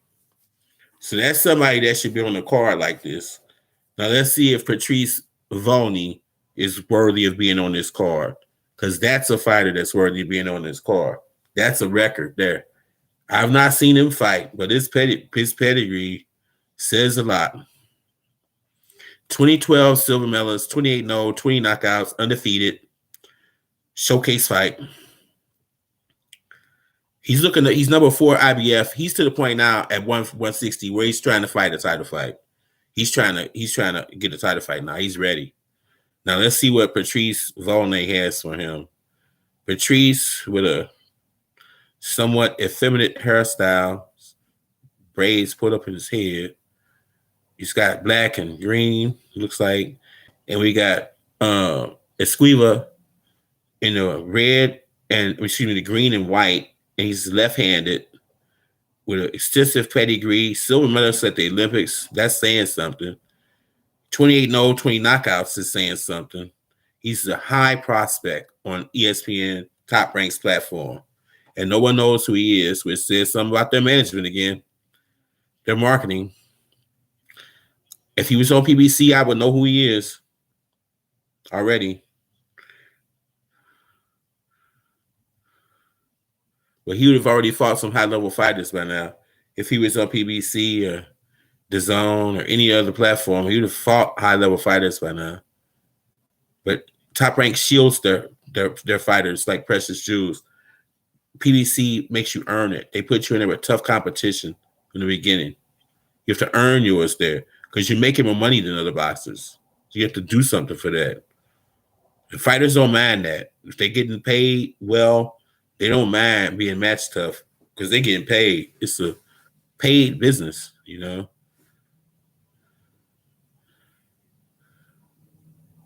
So we're in the first round. Volney, he's right-handed. Looks like a boxer. We got the left-handed fighter.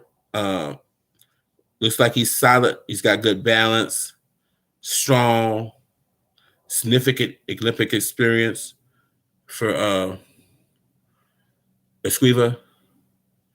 So Esquiva with a nice jab, nice combinations. He's left-handed, solid punches to the head of this fight's not going to last long, I don't think, because this boy can fight here. And so we're going to be seeing Crawford and I think we're going to be seeing Crawford and Porter sooner than we think, because this guy right here can fight a little bit. I can see that.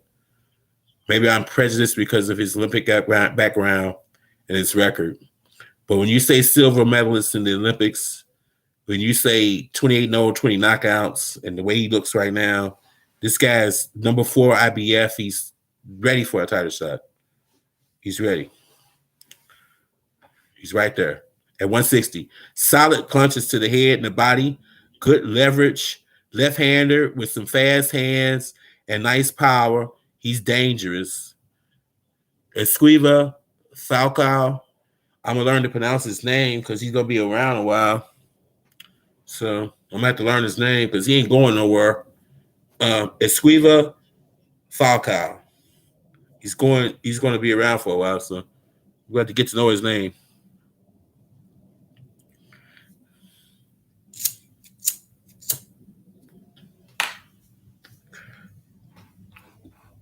They're interviewing Winky Wright, former great champion. We got all the fighters here because this is a fighters kind of a fight. This is for fight fans. This is for, fighters are going to be at this fight. They want to see it too. This is going to be a fight where fighters go. Everybody knows Crawford and Porter. Everybody wants to see the fight, and the fighters really want to see the fight. Everybody wants to see this one. So everybody's going to be at this one. We got Crawford backstage with his white beater on and his trunks on, getting his gloves put on now. We're getting ready because I think they know that Esquiva is not going to be – he's probably going to get this guy out of here quickly, and we're going to start getting ready for the main event. 10:30, 10:15, 10:30. We're half hour probably away from the main event now. We're just going to go by fast, and probably faster than we think because I'd be surprised if Patrice Volney makes it through 6 rounds of this fight. This guy's got bigger dreams ahead of him other than Patrice Volney. The pedigree difference between these two fighters is Falcao has a lot of experience, and Patrice is not on his level. Patrice fight on his back foot. It's very soft punches from Patrice. Very defensively fighting with his guard up high and on his back foot.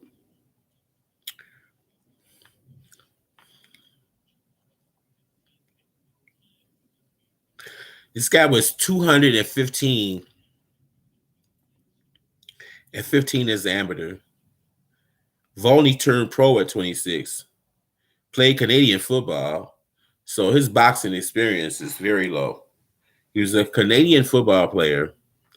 He turned pro at 26. Football players really don't do good at boxing unless they started in the beginning.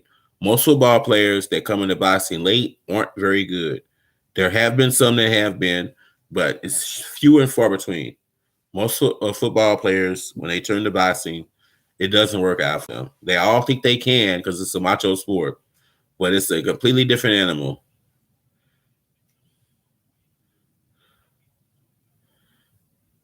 And Patrice has got his hands down low. He's trying to use the jab. Doesn't have any power on it.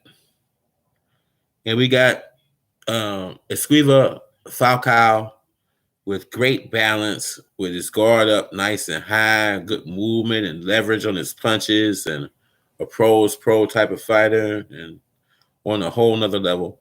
And the fact that they got Volney in here on this fight before the main event, and you spend $100 for this fight, is sad. It's sad.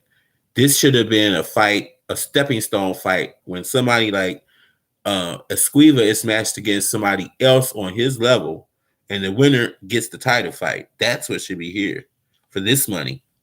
This is an ESPN regular card type of fight. This is not a $100 pay-per-view fight. This should be a co-main event featuring two people that are, you know, that you'd pay to see.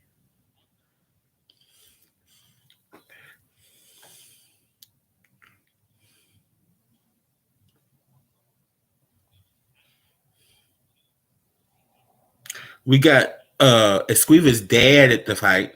He's 80 years old. He's a former pro fighter. He's at the fight looking healthy. He lost his mom. His dad's 80, and he was an ex-boxer, and he came all the way here to Vegas, and he's got front row tickets, looks like, to see his son fight in America.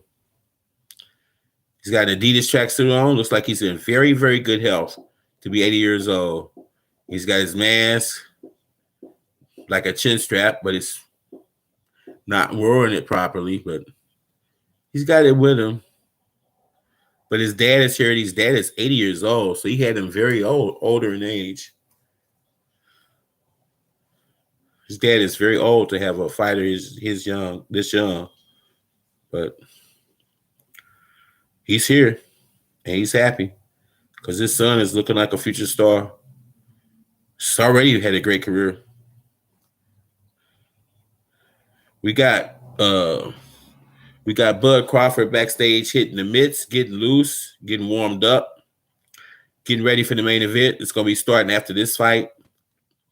I'm surprised that Falcao has not pressed him and put more effort to get this guy out of here.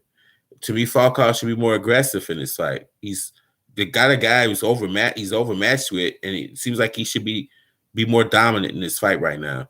Because Patrice is not throwing anything back. Nothing to worry about from Patrice. He doesn't hit hard. And I don't know why Falcao is being so passive. And he's winning the rounds, but I would think he'd be getting him out of there right now. I mean, I think he was just going to overwhelm this guy because he's so much on a different level than him. And I'm surprised he's being so patient in this fight right now. We got Crawford back hitting the mitts now. It's about to get serious. We're about to get it on. Crawford warming up, breaking his sweat, hitting the mitts, getting himself warmed up. We about to get it on real shortly. We're 12 minutes to 10 Central Time, and we're heading toward the main event, which is going to be coming real soon. So you got to go get some popcorn or something. Whatever you got to get, you better get it now because I don't know how long this was. I thought this would have been over by now, honestly. But we got Falcao being very cautious. So for some reason,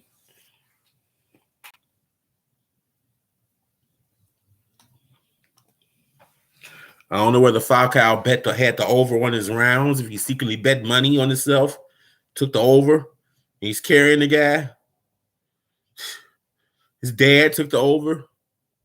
If his dad took the over, that would explain it. His dad's 80. If he came to Vegas to make a little money, he took the over. Yeah, I think so. Something's going on, Jason, because he's maybe his dad took the over in rounds, so he's gonna carry this guy. His dad's 80, and he's in Vegas for the first time.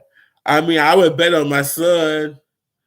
I mean, you know, Top Rank don't pay much money for their undercard fighters. I mean, his purse probably ain't much.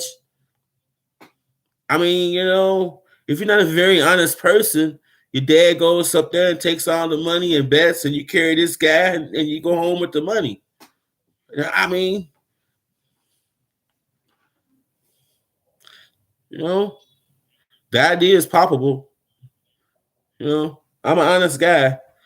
I got God watching me. But if I didn't have God watching me, you know, yeah, carry this up there to the counter and take the over. You know, man, it probably is 4 or 5 rounds. You know, I carry him to the 7th. We go home. We go to Vegas. We eat at the buffet. 5 first class back. Became coach. We go back first class. You know.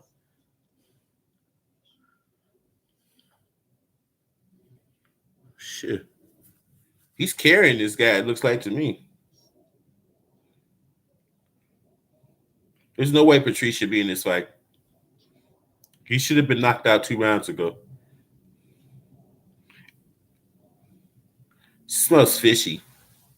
It looks like he's carrying him. And we got Crawford back there now, break. He's sweating now. Crawford getting ready to get in the ring right now.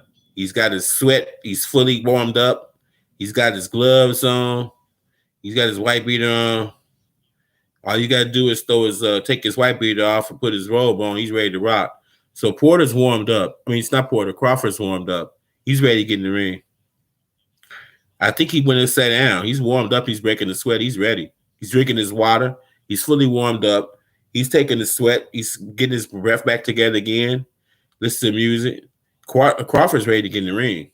Now, they're not showing Porter for some reason. Okay, wait a minute. Let me stop here. Porter's a PBC fighter. Crawford is a top-ranked ESPN fighter. It's on ESPN Plus. They're showing all Terrence Crawford. I'm sorry. But at least show. Okay, now they're finally showing Crawford with Porter. Porter's got orange shirt on and his orange headband. And I can't tell if he's fully warmed up or not. No, he's not, because he didn't even have his gloves on. He's putting his gloves on now. So Porter's just putting his gloves on. Terrence is ready to get in the ring. And Porter's just putting his gloves on.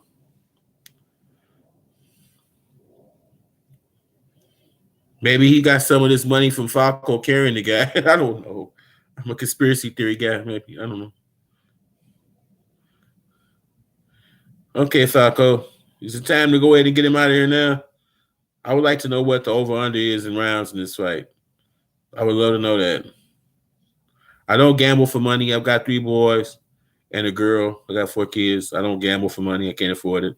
Gave it up a couple kids ago. But I would like to know what the line is on what it is. Because he just all of a sudden turns it on in the next couple of rounds and gets him out of there. Then I'm going to really be scratching my head.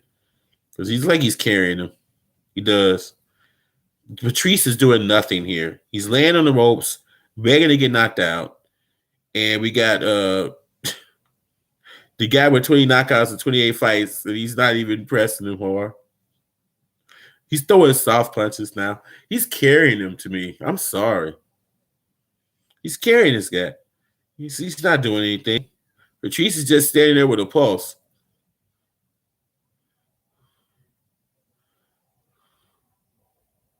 There's some weird stuff. Final 30 seconds. I don't know if ESPN told him to carry him. Carry him some. maybe Tom Rank told him to carry him. Because he's definitely just no press ratio. Press ratio from Jenny Beck is on like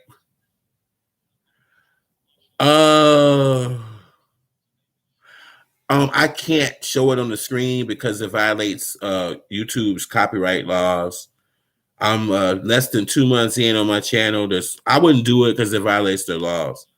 But I definitely wouldn't do it 2 months in trying to get monetized. I can't show the fight live. It's copyrighted by ESPN Plus. And I would get a copyright strike and might even get shut down or penalized. I wouldn't do that. Couldn't do that. No one people do it on YouTube a lot. I know, show illegal streams. But I don't think there are people that are trying to be monetized or trying to, make a profession on YouTube.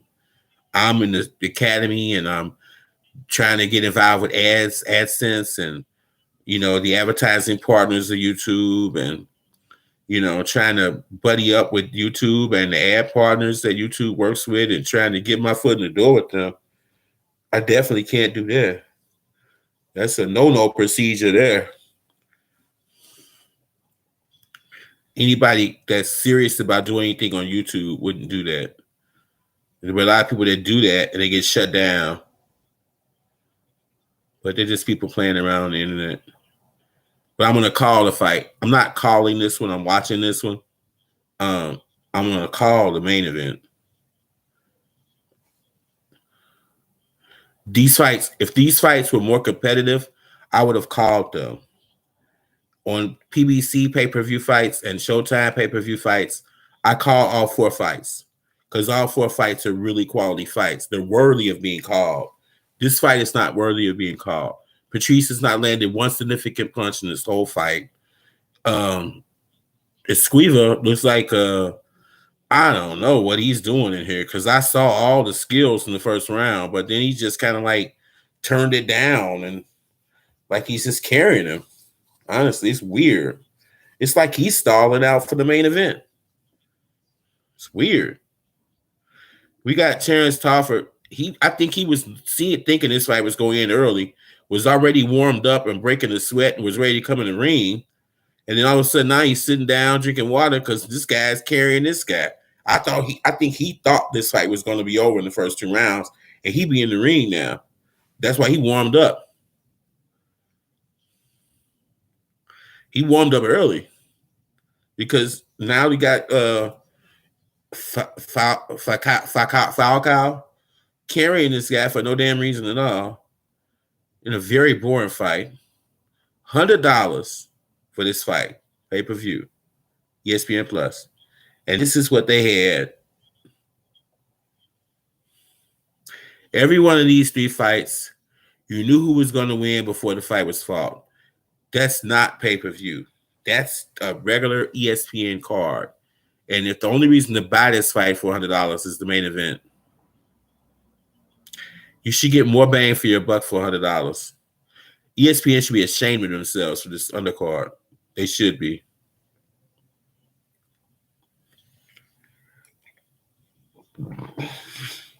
They had to spend more money on the main event than they would have wanted to because it was a mandatory. If they didn't do it, it would have went to purse bid.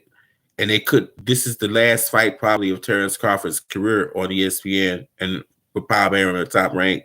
So they actually had to pay money, market money for this fight. They're not used to doing that. So what they did was they just put a shit card together with three fights underneath it with low money and 3 fights where you already knew was going to win before it happened. So they basically took all their money and put it into the main event and brought you a shit card with other 3 fights to make up for that. And Showtime doesn't do that. DAZN doesn't do that. Eddie Hearn, Matchroom, they don't do that. This is a top-ranked ESPN Bob Arum thing. It's that old school Pippin the Fighter thing that Don King used to do. That old stuff where fighters got ripped off and got their heads beat in for years and they're broken in. Those days are over with. They're over with.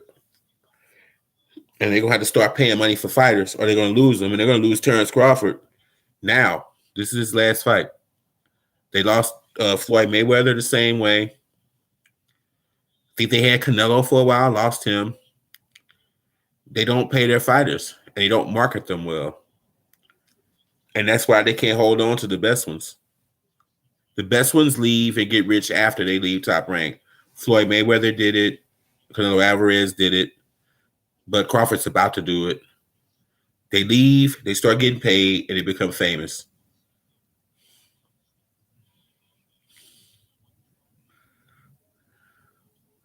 So this is the last fight for him, probably, in my opinion, unless he resigns. His contract's up at the end of this year. He had one more fight to do for the contract, to fulfill the contract. This is that fight. His contract's up after this fight. 2022 hits, he's a free agent. And we got Shaun Porter now hitting the mitts. I guess he timed it out better. He's now hitting the mitts and breaking the sweat. Crawford warmed up early and sitting down drinking water, trying to, warmed up early. He thought this guy was going to get this guy out of here, and he carried him. So now we're sitting through some. What are we at with this? Oh my God! It's only the 6th round. Jesus Christ!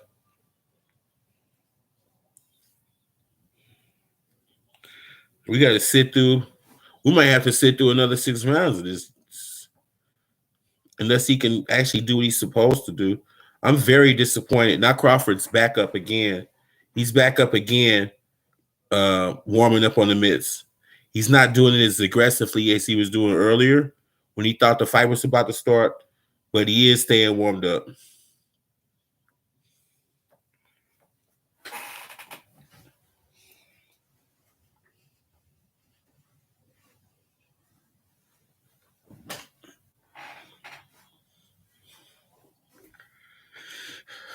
So we got Shaun Porter hitting the mitts. He's breaking a real sweat now. He's getting ready for the fight. Shaun Porter timed it out better, and he's hitting the mitts, getting ready. Shaun Porter's going to come forward, and it's going to be an action fight. We know that. So, give me a second here. We got 6 rounds of this shit. Excuse me. Sit through. So, probably.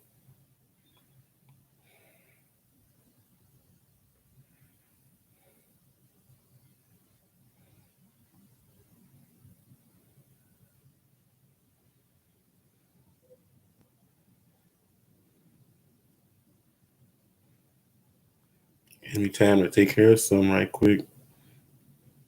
That fight's just not doing anything. That will put you to sleep there. One scared, the other glad. That's bad.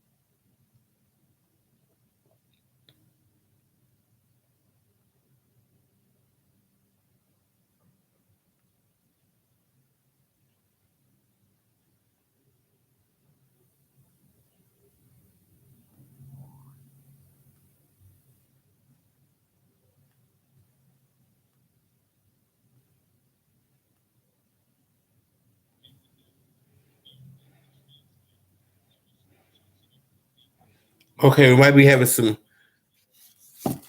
Okay, we might have something going on. Now we got a headbutt. Looks like they're giving him time to recover from the headbutt. And then they're going to go to the cards. We got a headbutt that's saving us.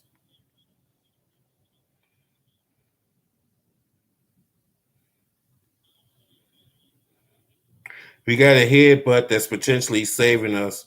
So sitting through another 5 rounds of this.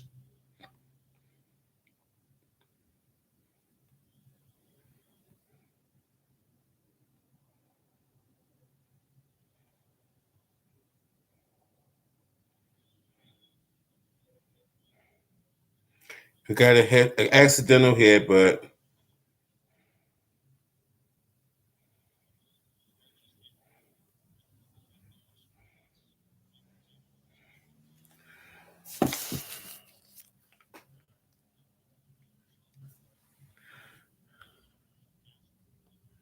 So we might have gotten saved by a headbutt here. Okay, he can't continue. And we're going to the scorecards. And then we're going to get it on. So we got saved after all. Shit. Thank the Lord for that. This fight's been stopped on a headbutt accidental. We're going to the scorecards, and we all know that Esquiva Falcao has won this fight. Technical decisions. Really bad cut. That's not as bad as I've seen the Baldu Jack cut from a few years back, which was gruesome. But this is a pretty serious cut. It should be stopped. You couldn't let him fight with that. Going to the scorecards.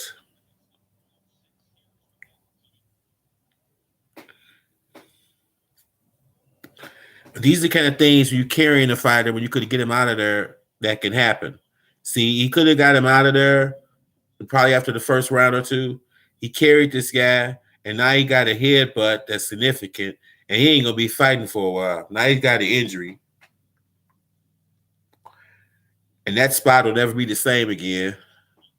That headbutt was so loud, you can hear it. It sounded like a punch. You can hear it like a car accident. The sound of that headbutt will let you know how bad that headbutt is. It's right in the middle of the forehead, and the sound was so loud. He could have a fractured head bone in his head from that. It's a serious. You heard that through the arena. The sound was crazy.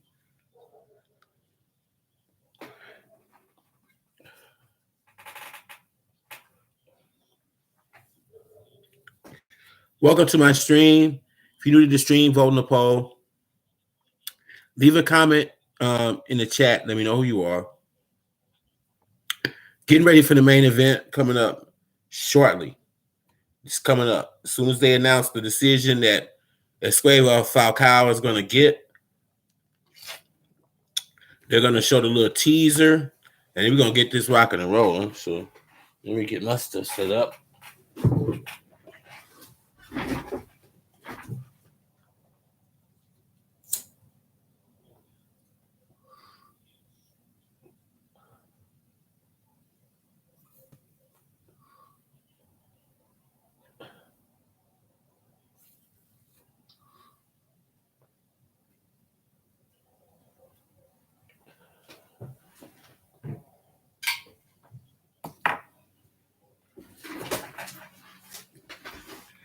All right.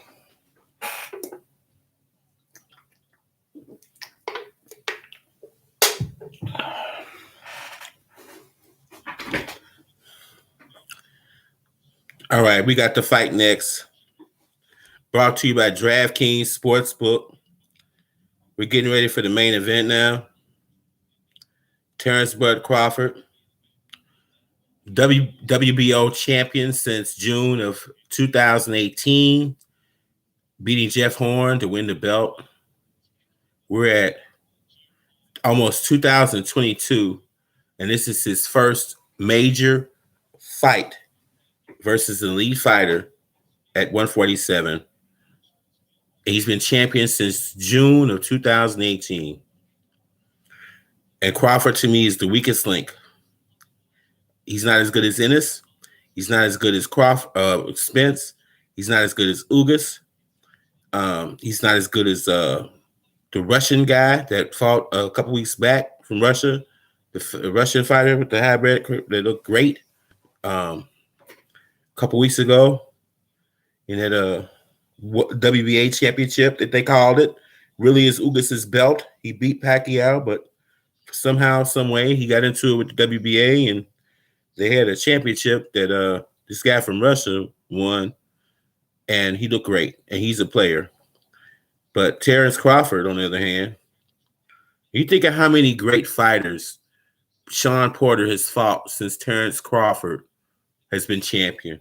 We're talking, he has fought he's fought Danny Garcia, Kell Brook, Earl Spence, Keith Thurman, Adrian Bronner. He won the title over Devin Alexander. And this is Crawford's first fight versus an elite fighter at 147.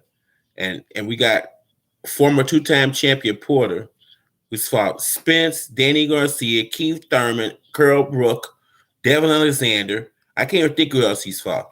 He's all the fighters, elite fighters that he's fought. Brawner was the elite fighter at the time. He fought and beat Brawner. All of these fighters were top fighters at 147 that he either won a championship over twice. He lost the championship fight to Danny Garcia. He lost his belt to Kell Brook. He took the belt. He lost to Kell Brook, lost to Keith Thurman, beat Danny Garcia, and beat Devin Alexander. So he's 500 in title fights, a two-time champion. And all of those fighters are better than any fighter that Bud Crawford has fought at 147. He has not one signature win at 147 since June of 2018 when he won his belt. That's bad marketing. That's top ranking Bob Arum. And this fight only happened because the WBO made Porter his mandatory. And they had to take the fight or Crawford would have lost his belt. And considering this is the last fight he's going to have for them, they really had no choice. They really had no choice. And we got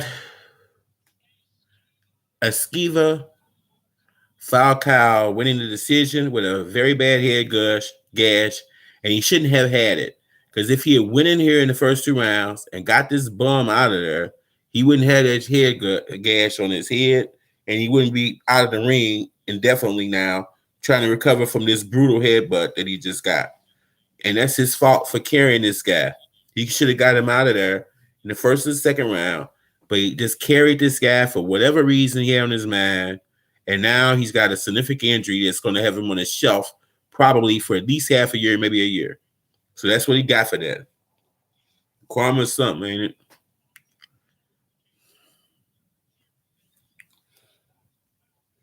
He should have got him out of there in the first 2 or 3 rounds, carried him, and now he's going to be on the shelf getting no money for at least half the year, maybe the whole year. Hope he has health insurance. Probably doesn't on Top Rank. And they're doing the promos to the fight because we're about to get ready to call these brothers in the ring and get it on.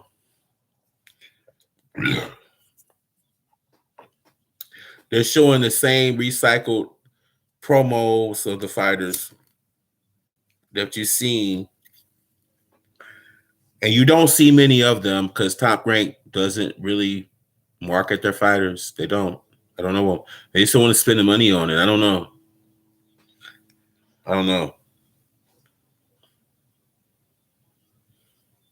Well, according to Bob Arum, he can't make any money off of Terrence Crawford. He loses money on his fights, according to him. And if my promoter told me that, I'd be looking for another promoter. You just let me know you don't believe in me. I can't have you on my team if you don't believe in me. To be on the team, you got to believe. You know, if you don't believe, you can't be on the team. So we're going to find out. I got Crawford by decision in this fight. I think Porter doesn't have the power to knock Crawford out. And Porter's too solid to get knocked out by Crawford. But I think Crawford has more talent. He's got the height, he's got the reach, and he's going to box him. He's not going to do what Earl Spence did, which was fight Porter's fight in the doghouse. Spence has a lot of dog in him, and he sacrificed what could have been an easy fight because he knows Porter so well. And the macho on him came out, I believe. Well, based upon what he said the same thing. He chose to fight him in the doghouse, in the phone booth, because he's a dog. And he didn't fight the smart fight that probably Derek James wanted him to fight. Is a trainer on purpose. But Bud Crawford is going to box him. He's going to do what Spence should have done and made it an easier fight and maybe a boringer fight, not as exciting of a fight. But he's going to do that, and he's going to win a convincing decision. Because Porter's, out of all the elite fighters in the top 5 to 7 at welterweight, to me, Porter's the weakest link of all of them. He has all the heart. He's an action fighter. He trains well. He throws lots of punches. He comes forward. So the crowd loves him. But he just can't punch hard. He just can't. and you're gonna have to have firepower to deal with the best fighters in this division, and that's why he doesn't have a belt now. Devin Alexander didn't have a punch. That's who he won over. And Danny Garcia, that fight could have went either way. Actually, the Keith Thurman fight could have went either way. So he got one decision in the fight that could either win either way. He got lost one decision in the fight that could have went either way. And then he got clearly beat by Carol Brook and exposed by Carol Brook. And he does have the win over Bronner when Bronner was something then at that point. That was before the meltdown. That was pre-meltdown Bronner that he fought and won over. Even though he was down in that fight against Bronner. Bronner did knock him down, and they had him in a little trouble in that one round he was down in. But he did win the fight on points. I watched it. I thought he won it. But he's 5,500 in title fights. He's got 2 belts that he won and 2 belts that he lost. But all of these fighters are better than any fighter Crawford's ever fought at 147. So at least it's his first test. He's a 2-time champion who's won some titles over good fighters. All of his fights have been competitive. He's never been blown out in any fight. All of his losses have been competitive. And we're going to find out a little bit more about Terrence Crawford than we knew before this fight. I want to see Terrence Crawford versus somebody who can threaten him, that could potentially hurt him. I want to see him versus Spence. I want to see him versus Ugas. I want to see him versus Boots Ennis, Jerron Boots Ennis. I want to see him versus the Russian guy. And when he leaves Top Rank and he signs next year, either as a free agent or with Al Heyman, which is what I expect as his manager, he's going to have to start fighting people. He's going to get thrown into deep waters. When you're in PBC, you don't get breaks. Earl Spence almost died in an automobile accident, and his first fight back was against former champion Danny Garcia. He didn't take a tune-up. They match you. You get paid well, but they match you hard. So he's going to jump into deep water next year. He's going to start getting it on with all these fighters like they've been getting it on for the last years. All these guys been fighting each other, and Terrence hasn't had to do that yet. But next year, starting tonight, really, and leading into next year when he's a free agent, we're going to find out what Terrence Crawford really is about. I don't know yet. I know he was a unified 140-pound champion. He had all 4 belts. Only 6 fighters have ever done that. In the modern boxing era, in the modern 4-belt era, only 6 fighters have ever unified all 4 belts in the division. Floyd Mayweather never did it. Roy Jones never did it. It's a very hard thing to do. Canelo just did it a couple weeks ago. That's the first Mexican to ever do it. 3 of them are active. Josh Taylor at 140, Bud Crawford, and now Canelo Alvarez.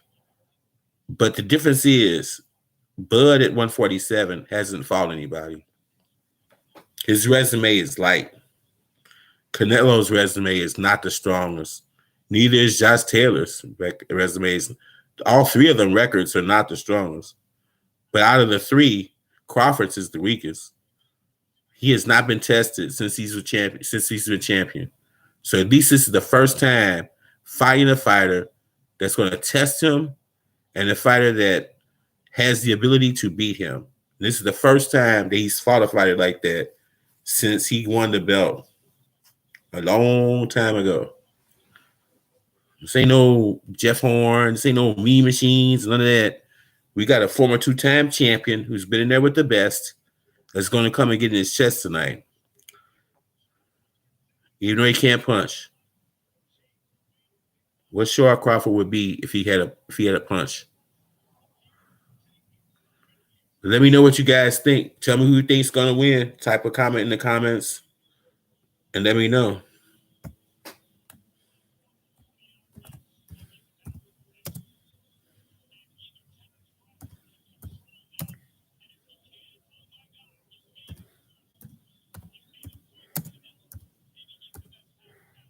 Actually, we do something.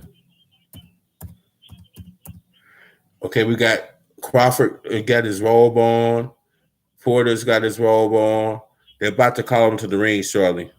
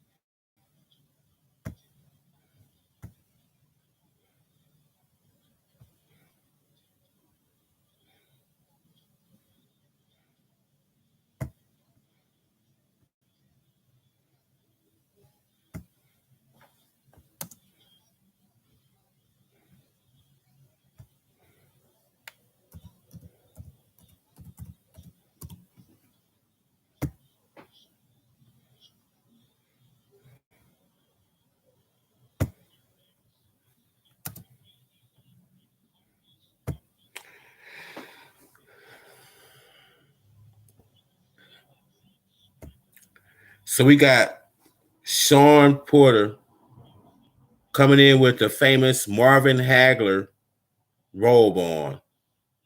In honor of Marvin Hagler, he's got Marvelous on his robe. And he's honoring Marvin Hagler tonight. Then we got Bud Crawford in the black and the white. We're about to call these fighters to the ring right now. Here we go, y'all.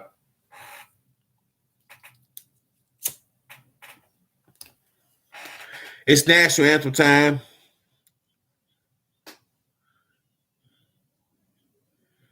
National recording artist Brandon Brigham singing the national anthem.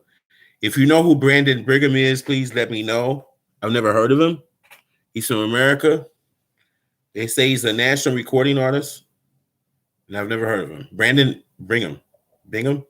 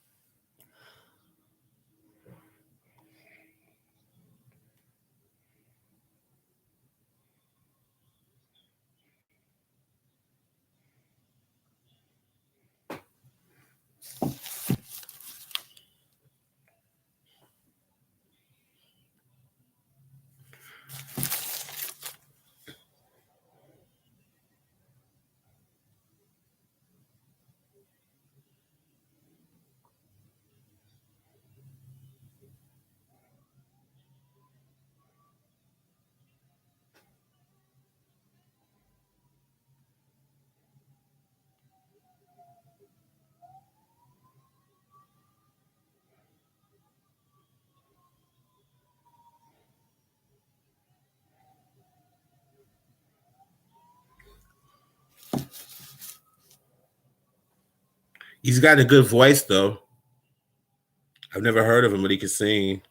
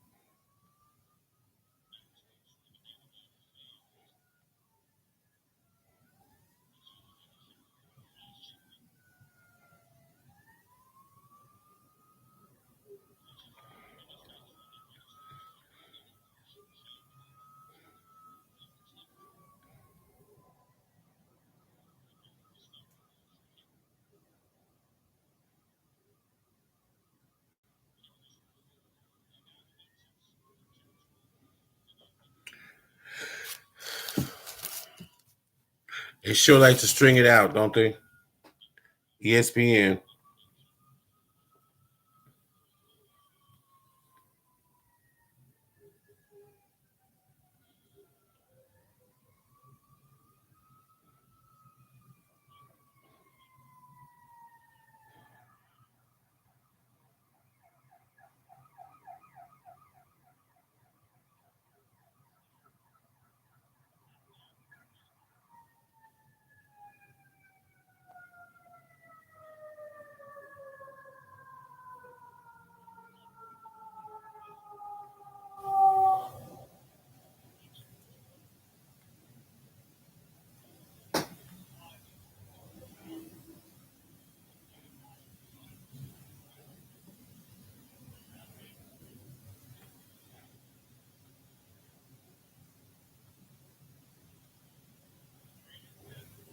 They haven't announced the tail of the tape yet.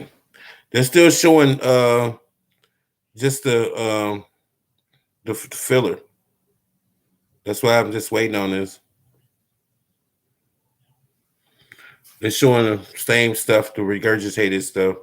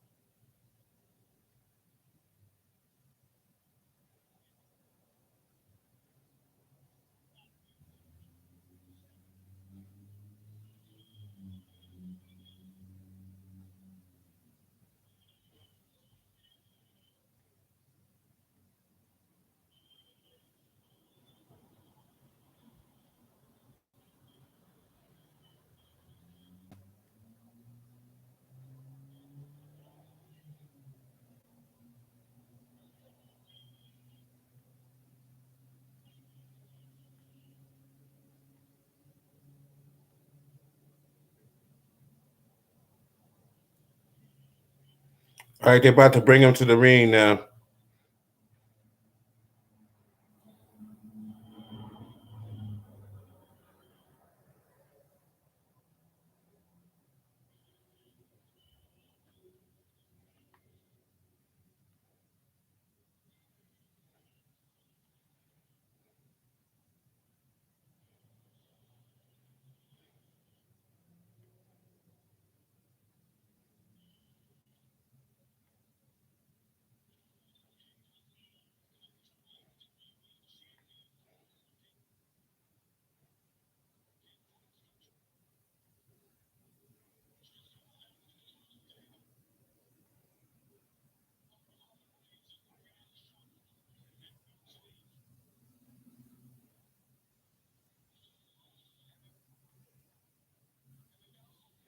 We got Shaun Porter coming into the ring now.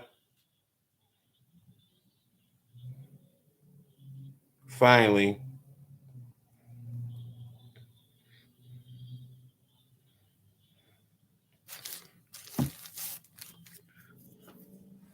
We got Shaun Porter coming to the ring now.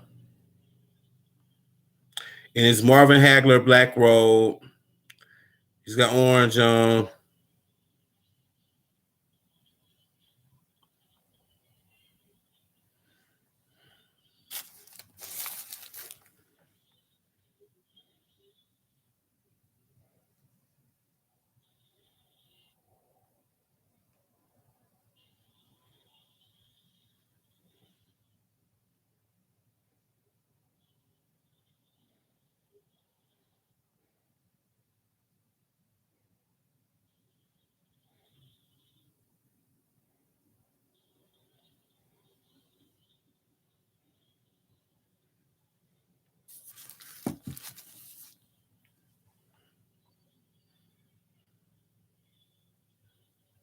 He got the rapper with him. Sounds like I've heard this voice before. Is that little Kim?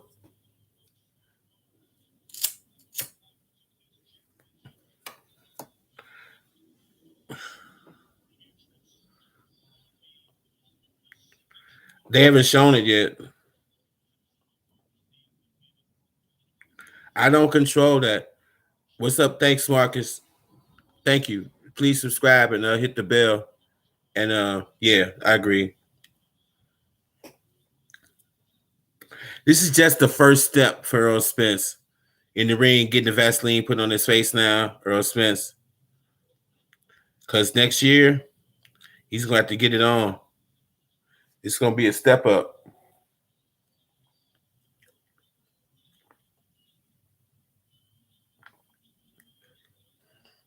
Waiting on Terrence Crawford, champion. And here comes Terrence Crawford from Omaha.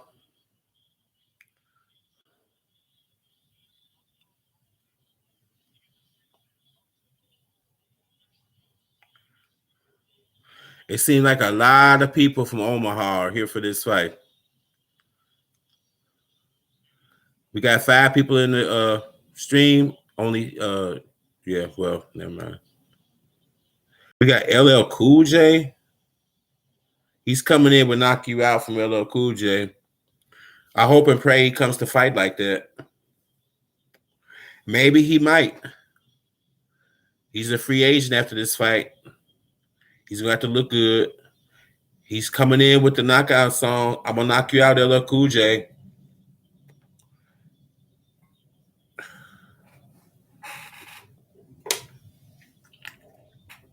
If he comes out and fights like that, we're going to have a war. I hope and praise he comes out fighting like that. Terrence Crawford usually in the first round is a fill-out round for him. The first round, usually he kind of analyzes a fighter and downloads what he sees and programs it into his hard drive. And then once he figures you out, that's when he turns it up. Porter's going to turn it up from the jump. I wouldn't be surprised if Porter won this round. I mean, the first round.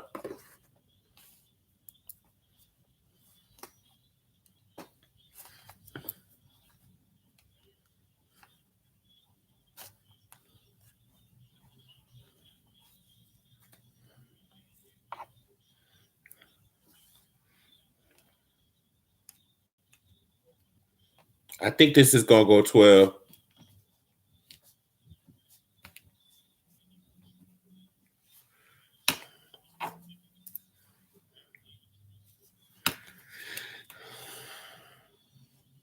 Okay, we got Bud Crawford getting into the ring. Coming into LL Cool J, Mama said knock you out. He's amped up, trying to amp the crowd up. This is in Mandalay Bay Casino in Vegas. And Crawford has carried a lot of his fans with him. Just like TikTok, his fans travel. They come with him. And Crawford has got the crowd. I'm surprised. Usually Porter is a fan favorite. We got the official introductions. We got Jimmy Lennon Jr. And we're getting close.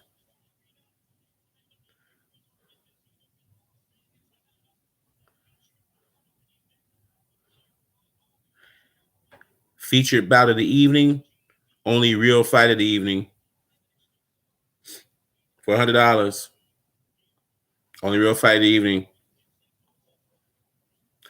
Shaun Porter trying to become a 3-time champion. He's 2 for 4 in championship fights by my count. One way or other, he's going to be over the top. He's either going to be a 3-time champion or a 3-time loser of championship fights against quality opposition, elite opposition. And that's something Crawford has not faced yet. I count.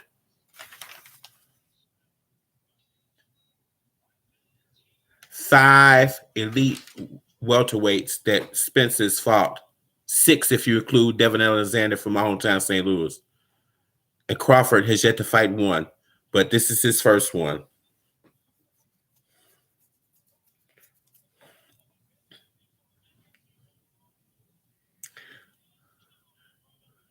We're live from Mandalay Bay Casino, and it's time for the main event of the evening. We've got WBO champion Crawford about to fight momentarily. Former 2-time champion Shaun Porter, Showtime Porter. Fights on Showtime. Maladi's the announcer for Showtime and PBC. Named well. I didn't think he knew that when he first came out.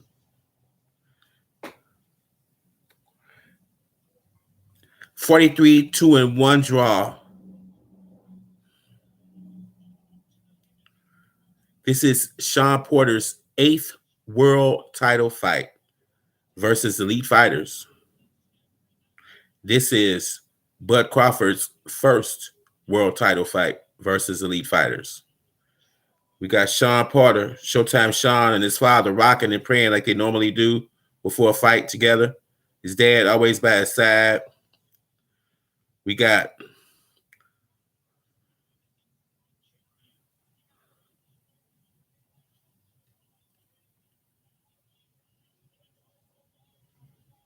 they're announcing Bud Crawford now.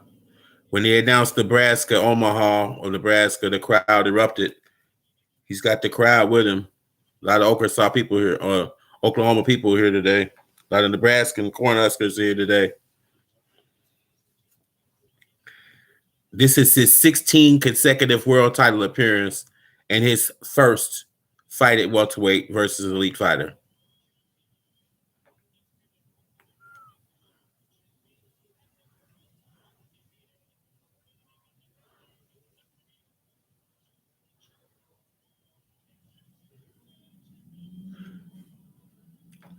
The undefeated WBA champion of the world, Terrence Bud Crawford, taking off his robe.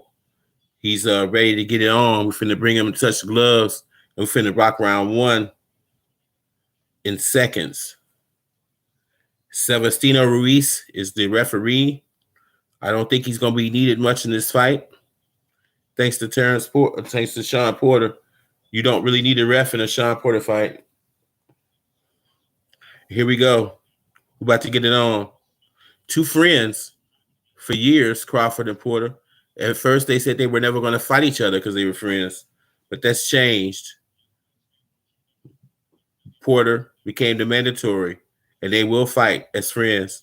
Last time friends fought at welterweight in a big fight like this was Sugar Ray Leonard and Thomas Hearns, long time ago. That was a great fight. I don't know if this fight can live up to Hearns. Leonard won, but we can only pray and hope.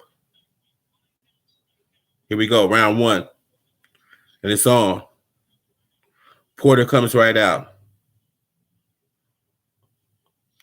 Porter with a couple of jabs to the body, weak jabs. Porter pressing forward with a left hook and a right hand and miss. Bud Crawford doing what he normally does. Normally it's a fill-out round for him. He doesn't turn up to round two normally. I don't expect that to change tonight. I think Porter will win round one. I don't want him to affect my judging. But Bud is boxing side to side, not throwing punches. Crawford pressing the action, left, right to the body. Crawford kind of ties him up. They get locked up. The ref breaks him up. Ref separates him. Crawford's got the distance that he wants. He tries to jab, misses. Crawford now boxing from the outside. He goes in and out. That's how he kind of does it, changes it up. Don't want to be one-dimensional. He learned that from 8 fights against elite fighters. We got Porter marching forward.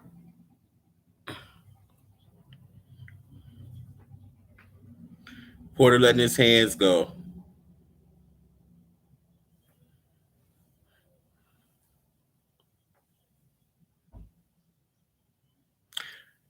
I thought Porter would win this round. He's winning it so far because Bud Crawford just threw his first serious punch, a left hook to the body that landed, not solidly, but it did land. That put to the end, Crawford really hadn't thrown a punch of significance in the round. A couple of jabs by Crawford now. Okay, Crawford's changed a little bit, starting to fight a little earlier now. He's starting to fight a little more now at the end of this round. Porter got him in the corner, lands left, right to the body. Crawford ties him up. Shaun Porter with controlled aggression tonight. He's not just running in there. He's taking his chances. He's in and out. Moving, boxing from the outside and coming in and getting inside when he can. He's not just running in. He's doing the smart thing. Changing it up. This round's almost over with, and this is a Porter round. Porter with a left and a right. I count one solid punch, Bud landed in his own round. Crawford not letting his hands go. Not surprising. He normally does this in the first round. Porter coming forward, pressing. Crawford moving side to side, avoiding the action. Nice jab by Crawford once he got his space. Another jab by Crawford misses. Porter now kind of apprehensive to try to run in, thinking that's sent it around. So that round is definitely a Porter round. Crawford normally does that. Not a surprise.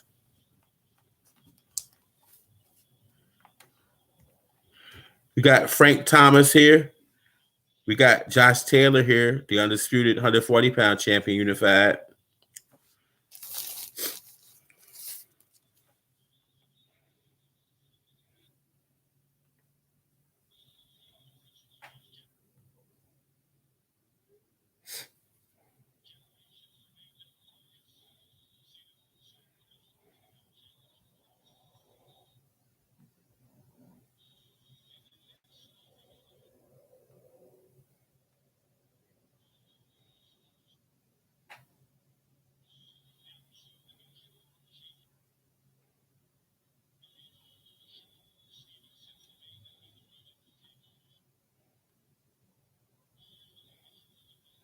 Got Shakur Stevenson here.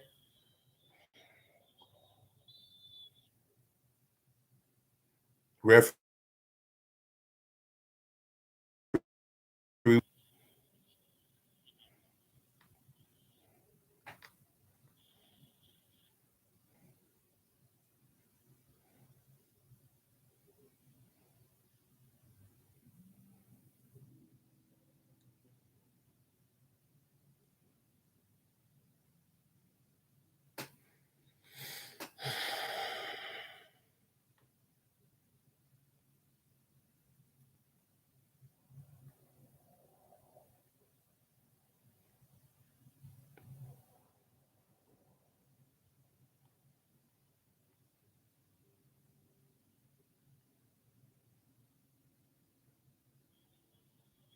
All right, here we go, round two.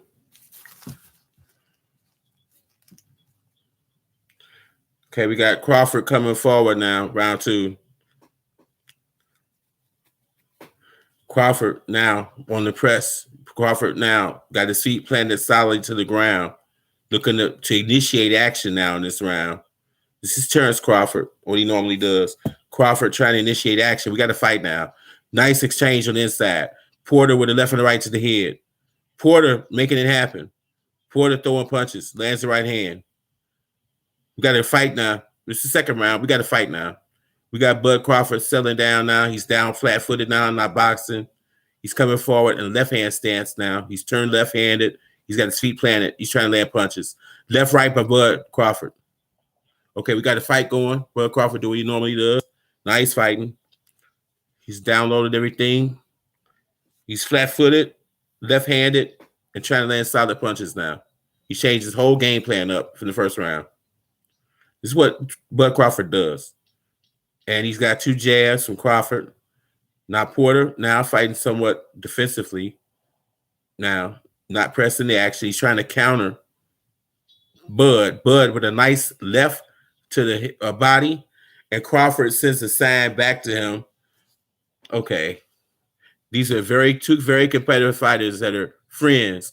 And when friends fight, it usually gets more serious than a regular fight. I don't know why. It was that way. That round I'm going to give to Crawford. So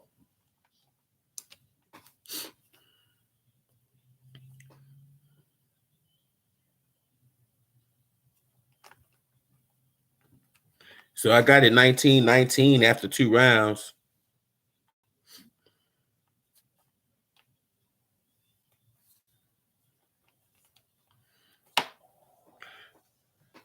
We got Crawford's father giving him advice in the corner.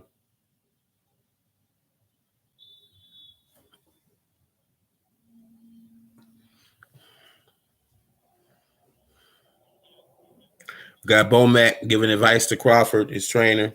Here we go, round three. I think it's even right now. We got to fight now.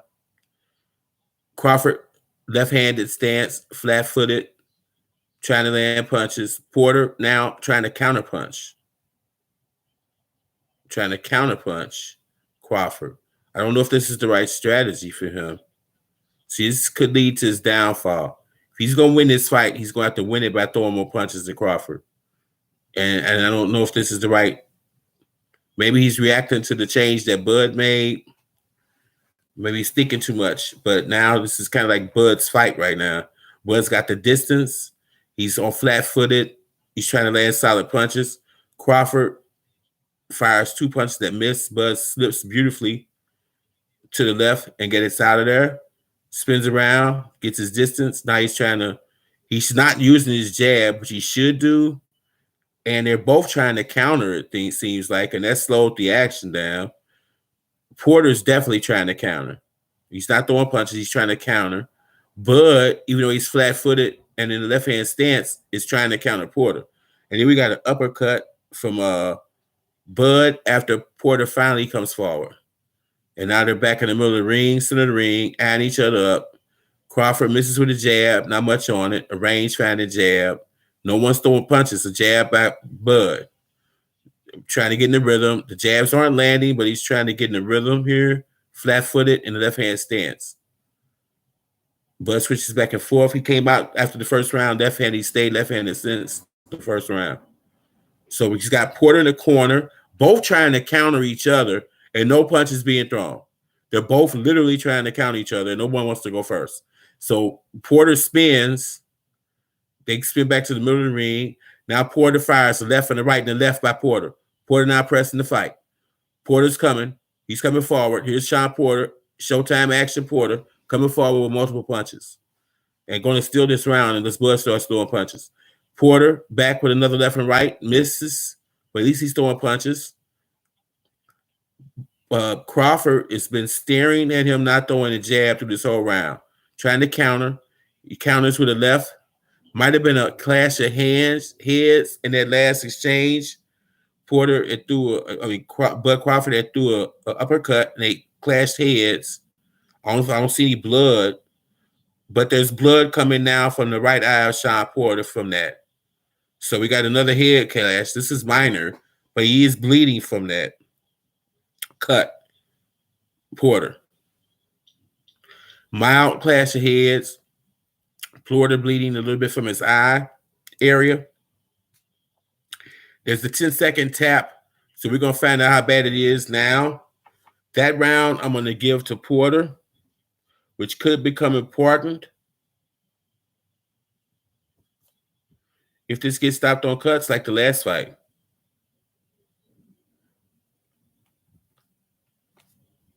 I got Porter up by a round now. I got it 29-28 Porter. And that cut is a clash of heads. It's a cut that's been ruled a clash of heads by the referee. There's the clash of heads. Porter's coming forward. Bud's coming forward and lands with his head, but Porter landed with a nice uppercut at the same time as the head clash with a multiple combination after the head cut. So the only thing Porter landed was the headbutt, which he came forward with. And while he was doing that, Porter hit him with an uppercut and a nice two-piece combination. And then the elbow from Crawford, mad about it after that. And they give each other words. They're very competitive, both of them. They're showboating each other.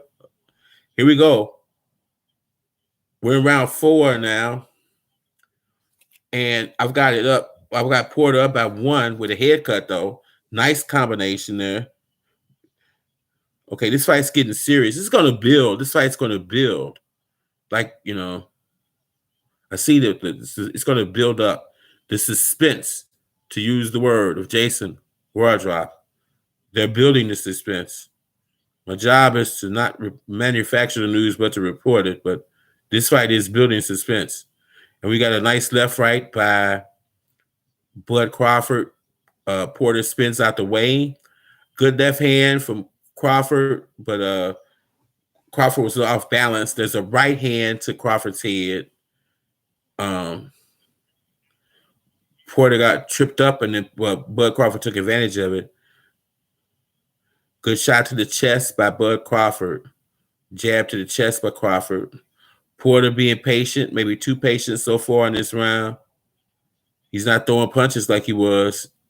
Crawford's carrying the first part of this round with action. Porter's being too patient. I don't know if it's the cut. I don't think it is. I just think Crawford is tricky. It's tricky in the left-handed stance. Very awkward and tricky. Nice combination for Porter. Bounces Crawford into the ropes. Nice combination. Maybe the most solid punches of the round by Porter there, making the round tougher to score. Nice jab by Crawford. Nice jab by Crawford. Most of this round has been Crawford in control, though. One punch ain't gonna win it. Let's just push you down. Crawford in control of this round. Landing more punches. Porter not throwing punches. He did land one really good one, but he's not letting his hands go in this round. Nice jab by Porter. Nice jab. The crowd cheering for Bud Crawford. It's like he's fighting in Nebraska, the way this crowd sounds. He's in Vegas, and it sounds like it's in Nebraska. Nice combination by Porter. Left hand from Porter. Making the round tougher. Porter coming on in the second half of this round. Making this round a lot closer. Okay, there's a lunging left hand behind the head to Porter. The ref doesn't say anything. He goes head first into the ropes off of the push to the back of the head, and the ref says nothing. The ref's not even close to them. He's on the other side of the ring, way away from the action, farther than I would normally see a ref be. He's literally the farthest away from the fight as he possibly can be. And here he comes now, sensing that he should have been probably closer then. That round's over with. That's a hard round to call. Most of the round, to me, went to Crawford. So I'm going to give it to Crawford, even though Porter really came on at the end of that round. And now we are even. Even going into the fifth on my card. If you gave that to Porter, I would not agree. But he did come on in the second half of that round. He did. But the most of that round, he just didn't throw enough punches. Porter was solid throughout the whole round. And that's the Porter round to me. With that kind of illegal push, he pushed him in the back of the head, smushed him really, and knocked him into the ropes. And the ref is way away from the action, doesn't say anything. And Porter's looking at him like, what the heck is going on with that? Porter's eye, they put the inswell on his eye, I think, or something on his eye, below where the headbutt was. The cut man's working on it. The cut from the butt underneath his right eye. Accidental headbutt in round 3. And here we are, round 5. I have an even fight. Porter on the attack, throwing punches. Crawford standing there, not using his jab at all. That's the biggest problem with Crawford right now. He's not using the jab, even though he has the reach. He's not using it. He's just not using it. He's right there in position to throw the jab, and he's not doing it. He's looking to counter. He should be using the jab. He's got the distance and the height and the reach. And he should be using his jab to control Porter. He's not doing it at all. Nice left hand from Bud Crawford to Porter. Not hard. Not hard. Porter on the attack with a combination to the body and the head. Crawford with a little dirty stuff. Porter all over him with body punches. All over him with body punches.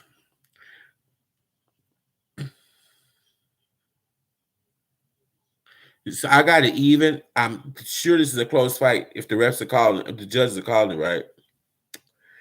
This round right here is just no one's. It's back and forth. No one's taking control. We're into the second half of this round, and no one's taking control of this round so far. Porter's had his moments. Crawford had a few moments. Some illegal moments several times. The ref hasn't warned him yet. A Porter now hitting Crawford behind the head. If the ref ain't going to do nothing, he's hitting him back. I understand. He's nice left and right to the body by Porter. Porter on the attack. Porter with his feet planted on the attack, trying to press the action. Left, right for Porter. Another left, right for Porter. Crawford moving back. Crawford with a left and a right and a body shot, a left hook. Another left and another right, another left, another right by Porter. Porter all over with like 15 punches in a row. And all Crawford does is smile. The punches didn't hurt him, But the points though are winning them the round. And I don't think Crawford realizes that this man just landed 15 punches on you and you didn't throw one back. And all you did was smile at him. You're losing the round, bruh. You're losing the round. Porter with the left and right, a nice uppercut from Porter. It's a Porter round all day. Porter left and right, solidly winning the second half of this round. It's a Porter round. Bud basically is that Porter outwork him, which is what Porter's game plan is. And this is a Porter round. Porter's not dancing, trying to get his breath back after all those punches. Then comes in with a left and the right. Combination. Crawford now on the attack, trying to land. He lands the left to the body. Another left to the body. Another right, and another left by Terrence Crawford. Bud Crawford coming back with solid punches. And that's the end of that round.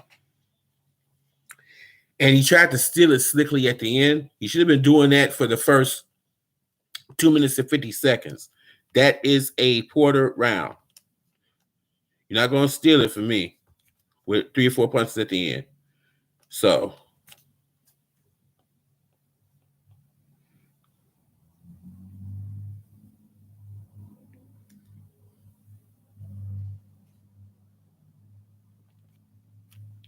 I got Porter up by 1 round now. Got a 48-47. And I got Porter up by a round after that last round. That last round looked like a Porter fight. A classic Porter fight, that last round. And that was a Porter round. And that was the kind of thing, if Porter can do that for the next 7 rounds, he can win his title. If he could do that. And I don't think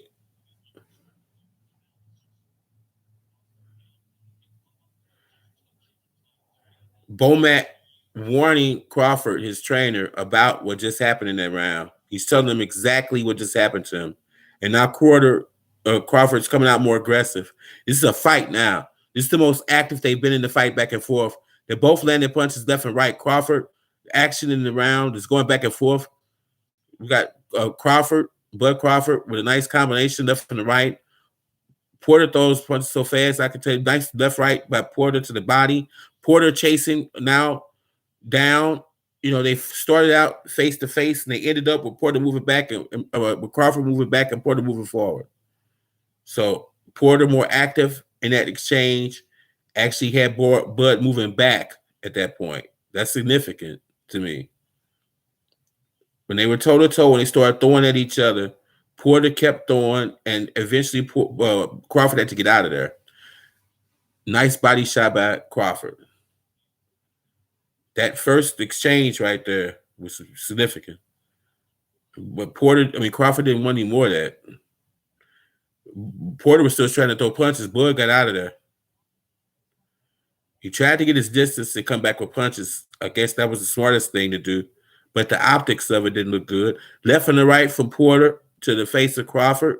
Didn't hurt him, but it landed. Another jab by Porter lands on Crawford. Another jab lands on Crawford. It's not hurting him, but he's piling up points still. He's more active. I thought Crawford would be more active, but Porter's being more active.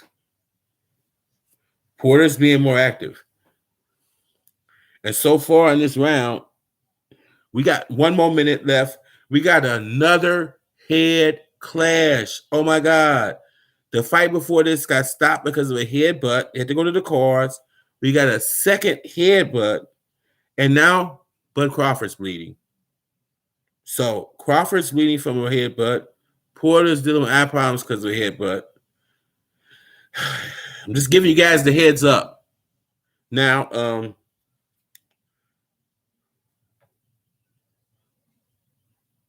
so we got a body punch by Bud Crawford, a couple body punches. Nice combination by Crawford.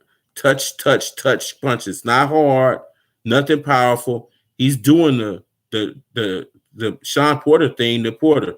Now Porter fighting on the inside and fighting dirty. He's hitting him with punches. He's hitting him with elbows. He's making it a dirty, ugly fight, and that's a Porter fight. Elbows and punches. Nice, solid punches from Porter. He's right on the inside. They're in the middle of the ring, right on top of each other in the phone booth. No one's moving, but they're throwing punches, and it's Porter that's landing them, but not throwing punches. There's the 10-second tap. That's the second time they've been close to each other and they were ready to throw the action. And Porter's bringing it and Crawford's not.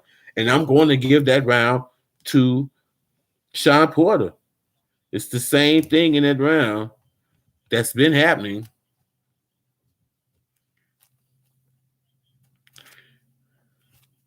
I got Porter up by 2 rounds now. Heading into the 7th. I got Porter up by 2. We got the headbutt to Crawford. Has Crawford ever been cut in a fight? I'm not sure. He's never been in a dog fight. He's in one tonight. I don't know if he's ever been cut before. He's gotten cut tonight. I don't know if he's been down the cards this far in the fight. I got him down 2 rounds going in the 7th. And we got Bud Crawford now in his first fight against an elite welterweight. Finally swimming in deep waters now. And learning that it's a lot different than swimming in shallow waters. He's in a dog fight tonight. He would probably be better off jabbing, using his jab and his height and throwing combinations like Earl Spence did to Denny Garcia in his last fight. But he's just not using the jab. I'm just not using it. Okay, we got Crawford still in the left-handed stance. He's been left-handed ever since the first round with some pouring jabs. We got Porter looking to press the action. Surprise, surprise. Okay, we got them eyeballing each other, both trying to counter again. We're doing it at waiting on the other one, counter. They're both trying to counter again. We're back to that again. Crawford looks like he wants to press the action. He's flat-footed in front of him, but he's not jabbing. He's not throwing combinations. He's just pawing and not throwing punches. And there's a nice left jab by Porter, another jab by Porter, a couple combinations to the body, making it dirty, hits to the body. The ref comes in and breaks him, doesn't warn him, lets him do it. Thank you, ref. Porter making it dirty with the body punches, with the elbow punches on the inside there, turning it into a dirty dog fight like he likes. Crawford has never been in this before. He's never been here. He's not letting his hands go. He's got the Adrian Bronner disease right now. He's not letting his hands go. This is what Porter did to Adrian Bronner. Okay. He's got the Adrian Bronner disease. Nice combination by Porter. Nice combination by Porter. Most solid punches of this fight by Shaun Porter on Bud Crawford. Crawford spins him illegally. Ref says nothing. He's letting him fight. Let the dirty stuff go on. Thank you, ref. This is a war. This is the art of war by Shaun Porter. He's got sneak attacks going on. He's in and out. Jab by Bud Crawford. Porter on the attack, pressing the fight. Porter on the attack, pressing the fight. The optics of this, Porter's on the attack, pressing the fight. Bud's not throwing punches. The optics don't look good to a judge. The judge sees one fighter trying to press and throw punches and the other one trying to avoid it. That doesn't look good for judges. It really doesn't. You know, and you wonder why Porter wins a lot of these close decisions, because he's making it ugly. He's body punching, arm, elbow punches, and Bud responds with just tying him up. He doesn't try to throw back. Crowd's quiet. This is a Bud Crawford crowd. They are quiet now. They're quiet. They were amped up in the beginning. They're quiet and on their seats now. Porter's taking the crowd out the game. He's an ex-football player. He's taking the crowd out the game. Porter on the attack. Crawford not letting his hands go.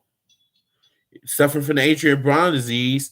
That's another Shaun Porter round. Wow. The odds are 7-1 for Crawford tonight. 7-1 dog. That round I'm giving to him. And I've got Bud Crawford down by 3 rounds now.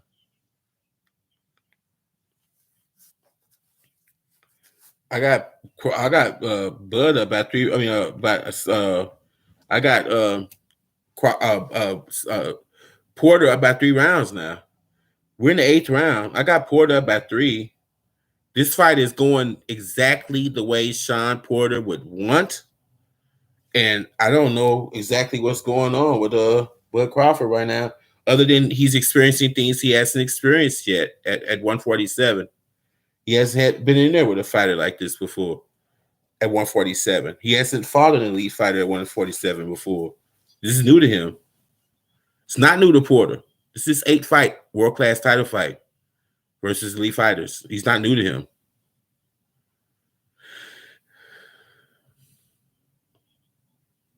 Four title fights. He's had 5 or 6 fights versus elite fighters already. It's nothing new to him. This is the way fights go for him. He's also fought the best in the division. He's fought everybody in this division practically. And now we got Crawford coming back with a nice combination to start the round off. Crawford coming out with a sense of urgency now. A sense of urgency on the part of Bud Crawford. I think Bomac is telling him exactly what I'm saying. And we got a sense of urgency, and now he stops. Porter sized him up, looking for an opportunity to come forward. Bud Crawford making it easy for him to do that because he's not jabbing. There's a couple of jabs by Crawford, but he didn't commit to them. They weren't strong jabs. He's not committing to the jab. He's throwing it, but he's not committing to it. And we got a nice little uppercut on the inside when Crawford was trying to tie him up. Porter wouldn't let him do that, and hit him with a couple punches. Now we got 3 more punches, and with Shaun Porter coming in low like that with his head, it's almost like possible for them not to head clash.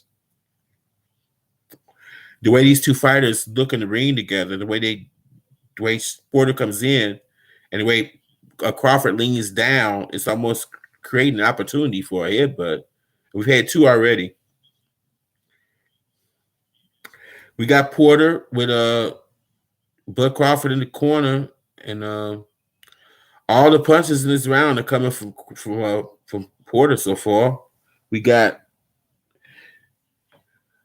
a nice right hand from Porter, a left right from Porter. Porter on the attack here in round 8, winning this round so far. We got 48 seconds left, and Porter's picking up steam. He's coming forward. He's in Crawford's grill, and he's letting his hands go, and Crawford's not. He's not letting his hands go. He's not letting his hands go. Now, you got to think this is a top-ranked ESPN-promoted fight, and Bud Crawford is their fighter, and he's their free agent. They want to re-sign him. I'm concerned about these judges in this fight for Porter. I don't want him to get ripped off.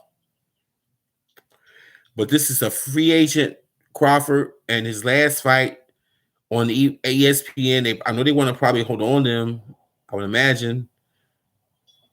Even though that was another round for Porter. This is a weird fight. I didn't expect this. Okay, so we got a 4-round advantage now I've got for Porter entering into the 9th. Man.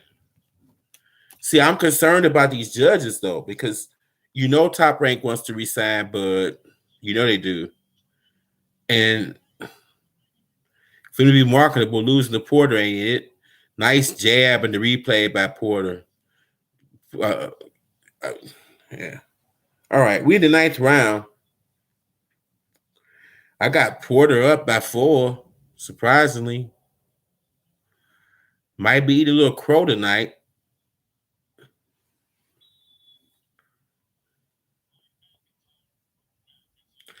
Bomac, Brian McIntyre, the trainer of Bud Crawford, is telling him to box Porter, which is what I thought he would do. Box him and raise your level of intensity, he's telling Crawford.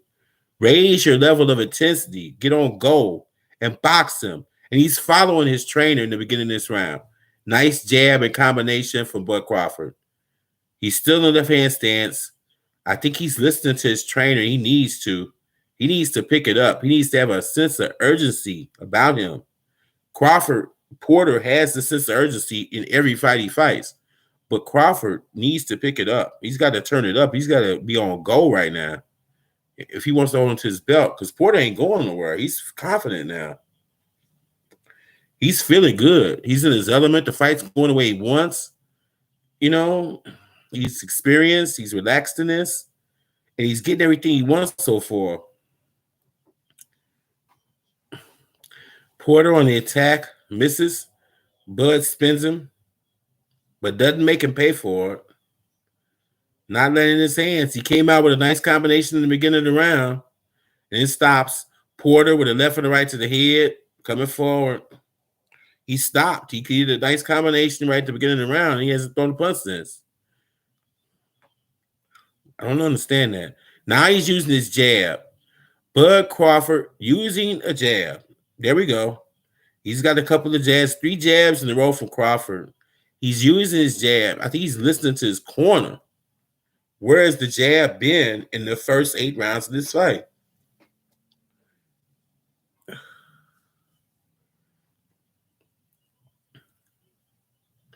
They get tied up. The ref breaks them. It's like both of them need their second win.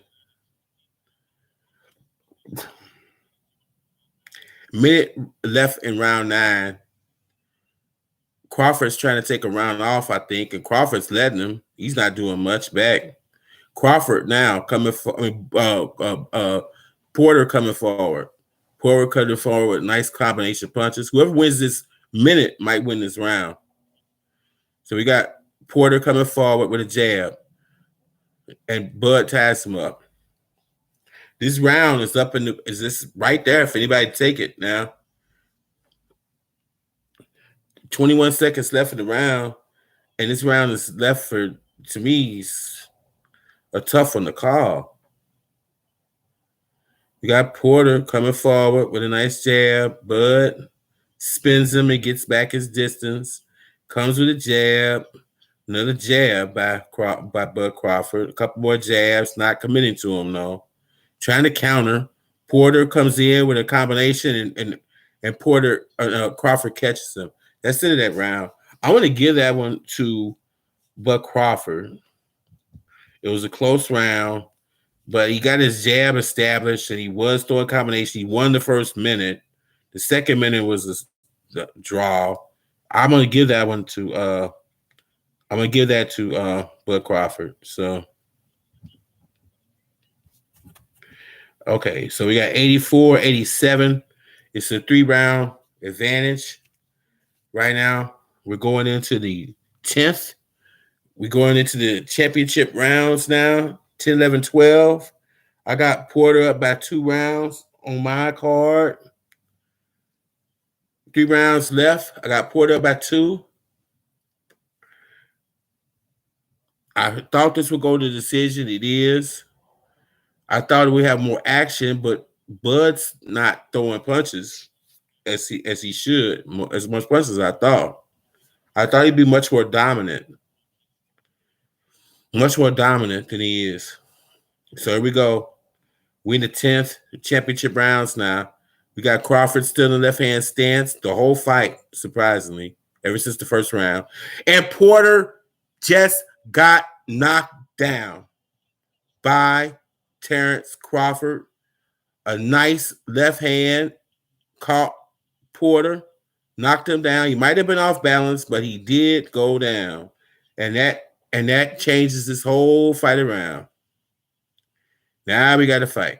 I don't think he was hurt. He was off balance, but that's the price he pays for his style. He got caught solidly and went down. A clean knockdown. He might not have been hurt, but he might have been because Crawford is coming forward now. I guess he's feeling emboldened by that knockdown since he's back in this fight. Left, right by Bud Crawford. A nice jab. 2 jabs by Crawford. Crawford feeling better now. A nice night, and Porter's down again. He's beating on the mat mad that he went down again. Porter down again. He's beating on the mat mad about it, but Porter down again. Crawford listened to his corner. This fight has been stopped. His father stops the fight. Now, I'm going to say this. If that was not his dad, I don't think the trainer would have stopped that fight. because Porter did not look like he was in bad shape.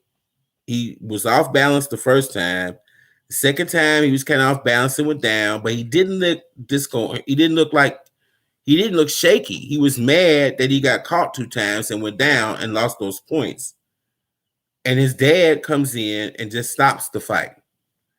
Now, Porter is my father was my greatest hero. I looked up to my dad, and I think Porter is the same way with his dad. He's not going to question the decision that his father made because it's his dad, and he respects his dad's opinion. He listens to his father and learns from his father, and he's not going to question his father. But I think that was a bad move by his dad. I think there's a reason why a doctor can't perform surgery on their family members, because their judgment is clouded by the fact that it's their family. A doctor can't operate on his son because of the fact that it's his son, and it clouds his judgment. And I think that Porter's dad's judgment was clouded in this fight. I don't think that another trainer would have stopped this fight at that point if they weren't his dad. But that's a moot point. This fight's over with. But Terrence Crawford gets the knockout, or the TKO rather, in the 10th round. And that's going to be it. Shakur Stevenson, good friends with Crawford in the ring, celebrating with him. And now that's going to be it for Bud Crawford with Top Rank and ESPN and Bob Arum. His contract, this was his last fight under contract. His contract's up now. 2021 is a month and 2 weeks away, probably. And in 2022, Bud Crawford's a free agent. And I really firmly believe that this is the last fight for Bud Crawford on the Top Rank ESPN platform. I don't think he resigns. I think he regrets resigning the last time. He's got a promoter that doesn't believe in him. Me too. I appreciate that, Jason. Jason, you live in Detroit. I work in media. I actually do some work there in Detroit, actually. And I hope you come through. I do some promotional work for years, actually, for your newspapers there. Your Gannett papers. I'm probably saying too much on the air, on a public recorded line, or especially a public line.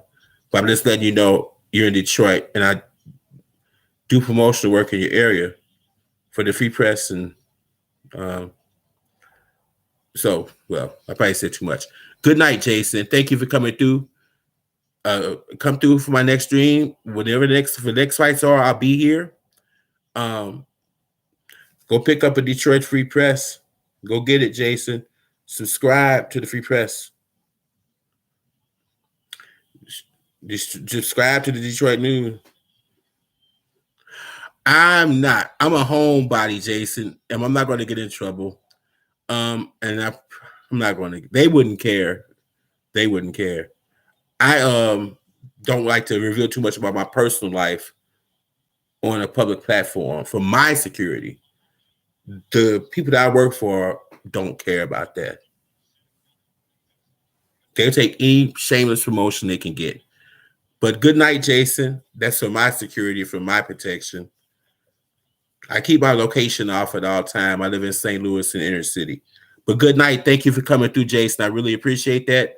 Hope to see you on my next one, brother. And probably that next week, this probably will be on YouTube probably next week. You better watch it yourself. Compare it to what you see. Let me know if you see what I see when they play it back next week. Probably on ESPN. Most likely they'll have an ESPN regular card next week. And before they show the regular card, they'll probably be showing this fight in replay. If they were good at marketing, that's what PBC would do. That's what Showtime would do. That's what they did with Canelo Alvarez.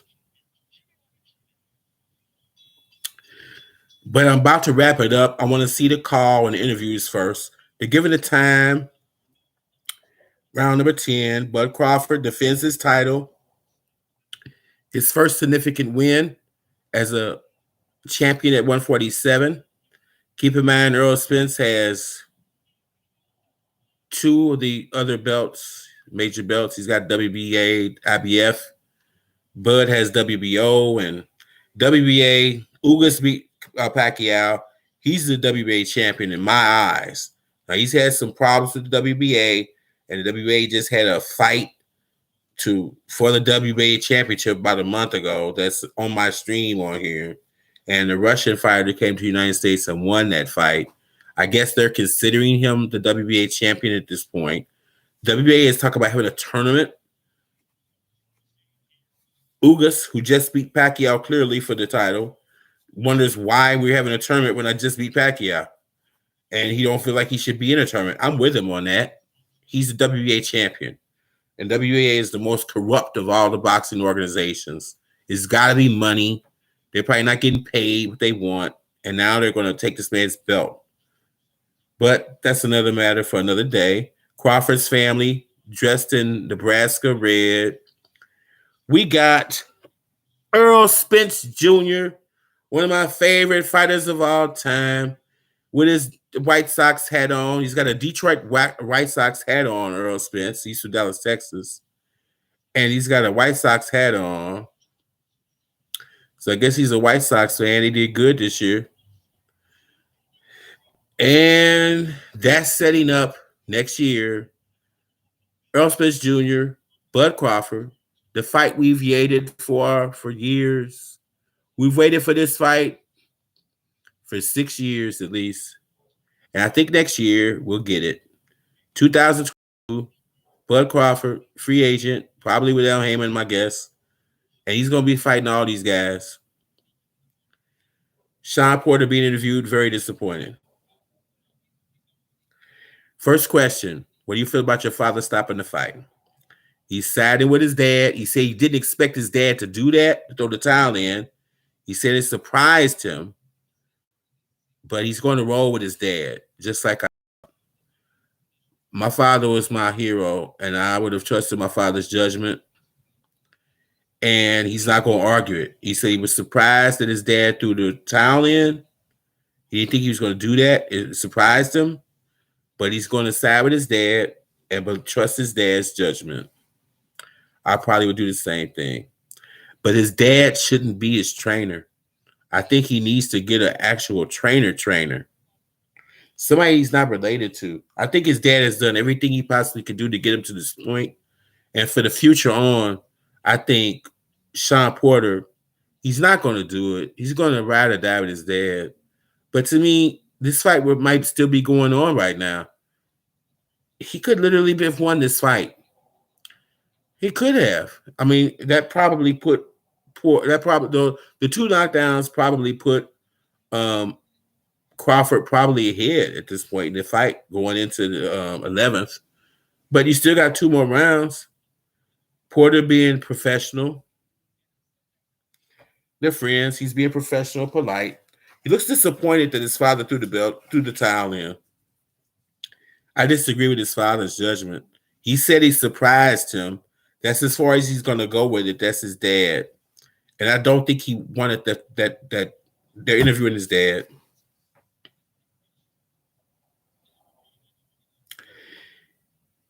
Whoa. His dad. Whoa. Whoa. The crowd's booing. Whoa. Okay.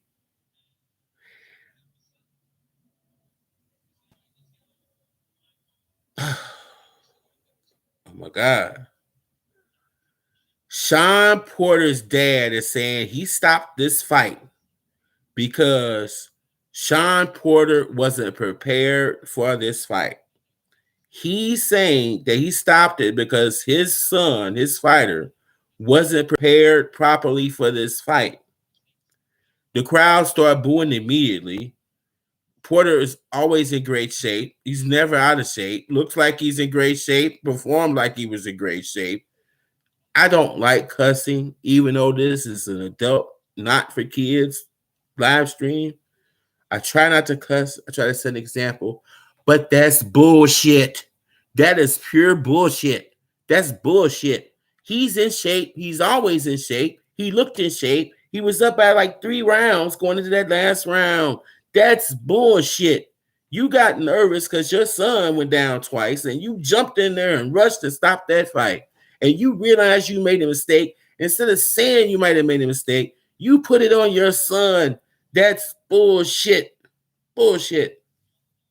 I call bullshit. That's bullshit. As soon as he said it, the whole crowd started booing. The whole crowd started booing. That's bullshit. Okay, that's the stunner of this whole night is Shaun Porter's dad with that bullshit explanation for throwing that towel in. That's bullshit. Crawford thanking God for the victory. That's bullshit. That is bullshit. The whole crowd full of Nebraska people, they're all cheering on their fighter. You know, maybe the most famous athlete in Nebraska right now, obviously. That's bullshit.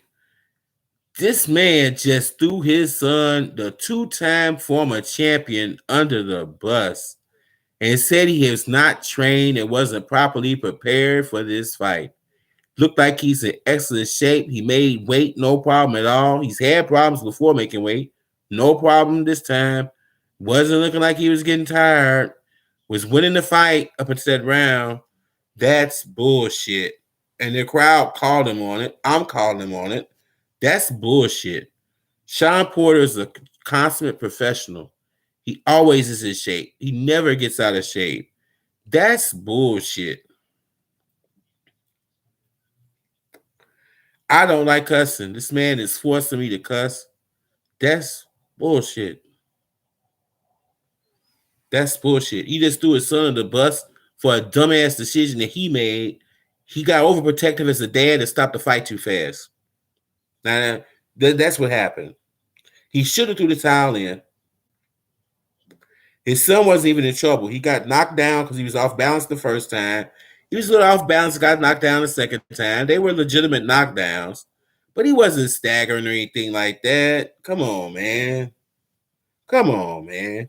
You let him go out on his shield. This is a fight. He's a soldier. You let him go out on his shield. He's a grown man. He needs another trainer. He needs another trainer. I said that before that bullshit comment. That's bullshit. So he's calling out Earl Spence. Bud calling out Earl Spence. But Earl Spence shaking his head. The Blad Bud already starting. Oh my God, the crowd. He's trying to egg the crowd on against Spence. Spence shaking his head and all of his entourage get ready to leave. Too many Nebraska people here with that. He's egging them on. And there's only building the fight. We're going to see Bud Crawford and Earl Spence fight next year. They asking Bud Crawford who he wants. He's calling out Earl Spence. He's calling him out, tell him to get his tail out of his butt. He's got the crowd amped. Spence is leaving. He's outnumbered here. The crowd full of Nebraska people. The fight's going to happen next year. They know it. I know it. He's a free agent. He's free at last. My money is on him signing with Al Heyman as his manager. Not signing with another promoter or Top Rank or anything. He's going to be probably a free agent, and a manager is all he needs. He's going to have Al Heyman handling his money, and he's going to be a free agent like Canelo, and he's going to probably fight all of these PBC fighters that we wanted to see for years. Everything we've been complaining about for years, we're going to see Crawford in there in deep water versus everybody. Starting off with the best, Earl Spence. I'm definitely an Earl Spence fan. I'm admitting that. Firmly entrenched in the Earl Spence car. Happy about it. Been following him for a long time. And I'm on the roll with Spence, and I want to see the fight. But that's pretty much it. I'm not staying around for the interviews. Crawford's leaving the arena now. So I'm about to shut the stream down. I want to thank everybody that came through tonight. The one person that's rolling with me to the end, I really appreciate you staying around. Appreciate that. That comes from the heart. And I'm willing to bet you money you already subscribed. I think I'm saying if you haven't, please subscribe, like, hit the bell. But I think you already have done that. But I want to thank everybody that came through. If you watched this on replay, because Top Rank does a horrible job of promoting fights. If you didn't know about it and you watched this on replay, I hope you enjoyed it. But we're going to shut it down. It's either DJ STL on my YouTube channel, Eugene M. Either DJ STL, Sports, Music, and Entertainment. Thank you for coming through, and we'll see you the next time. I'm out.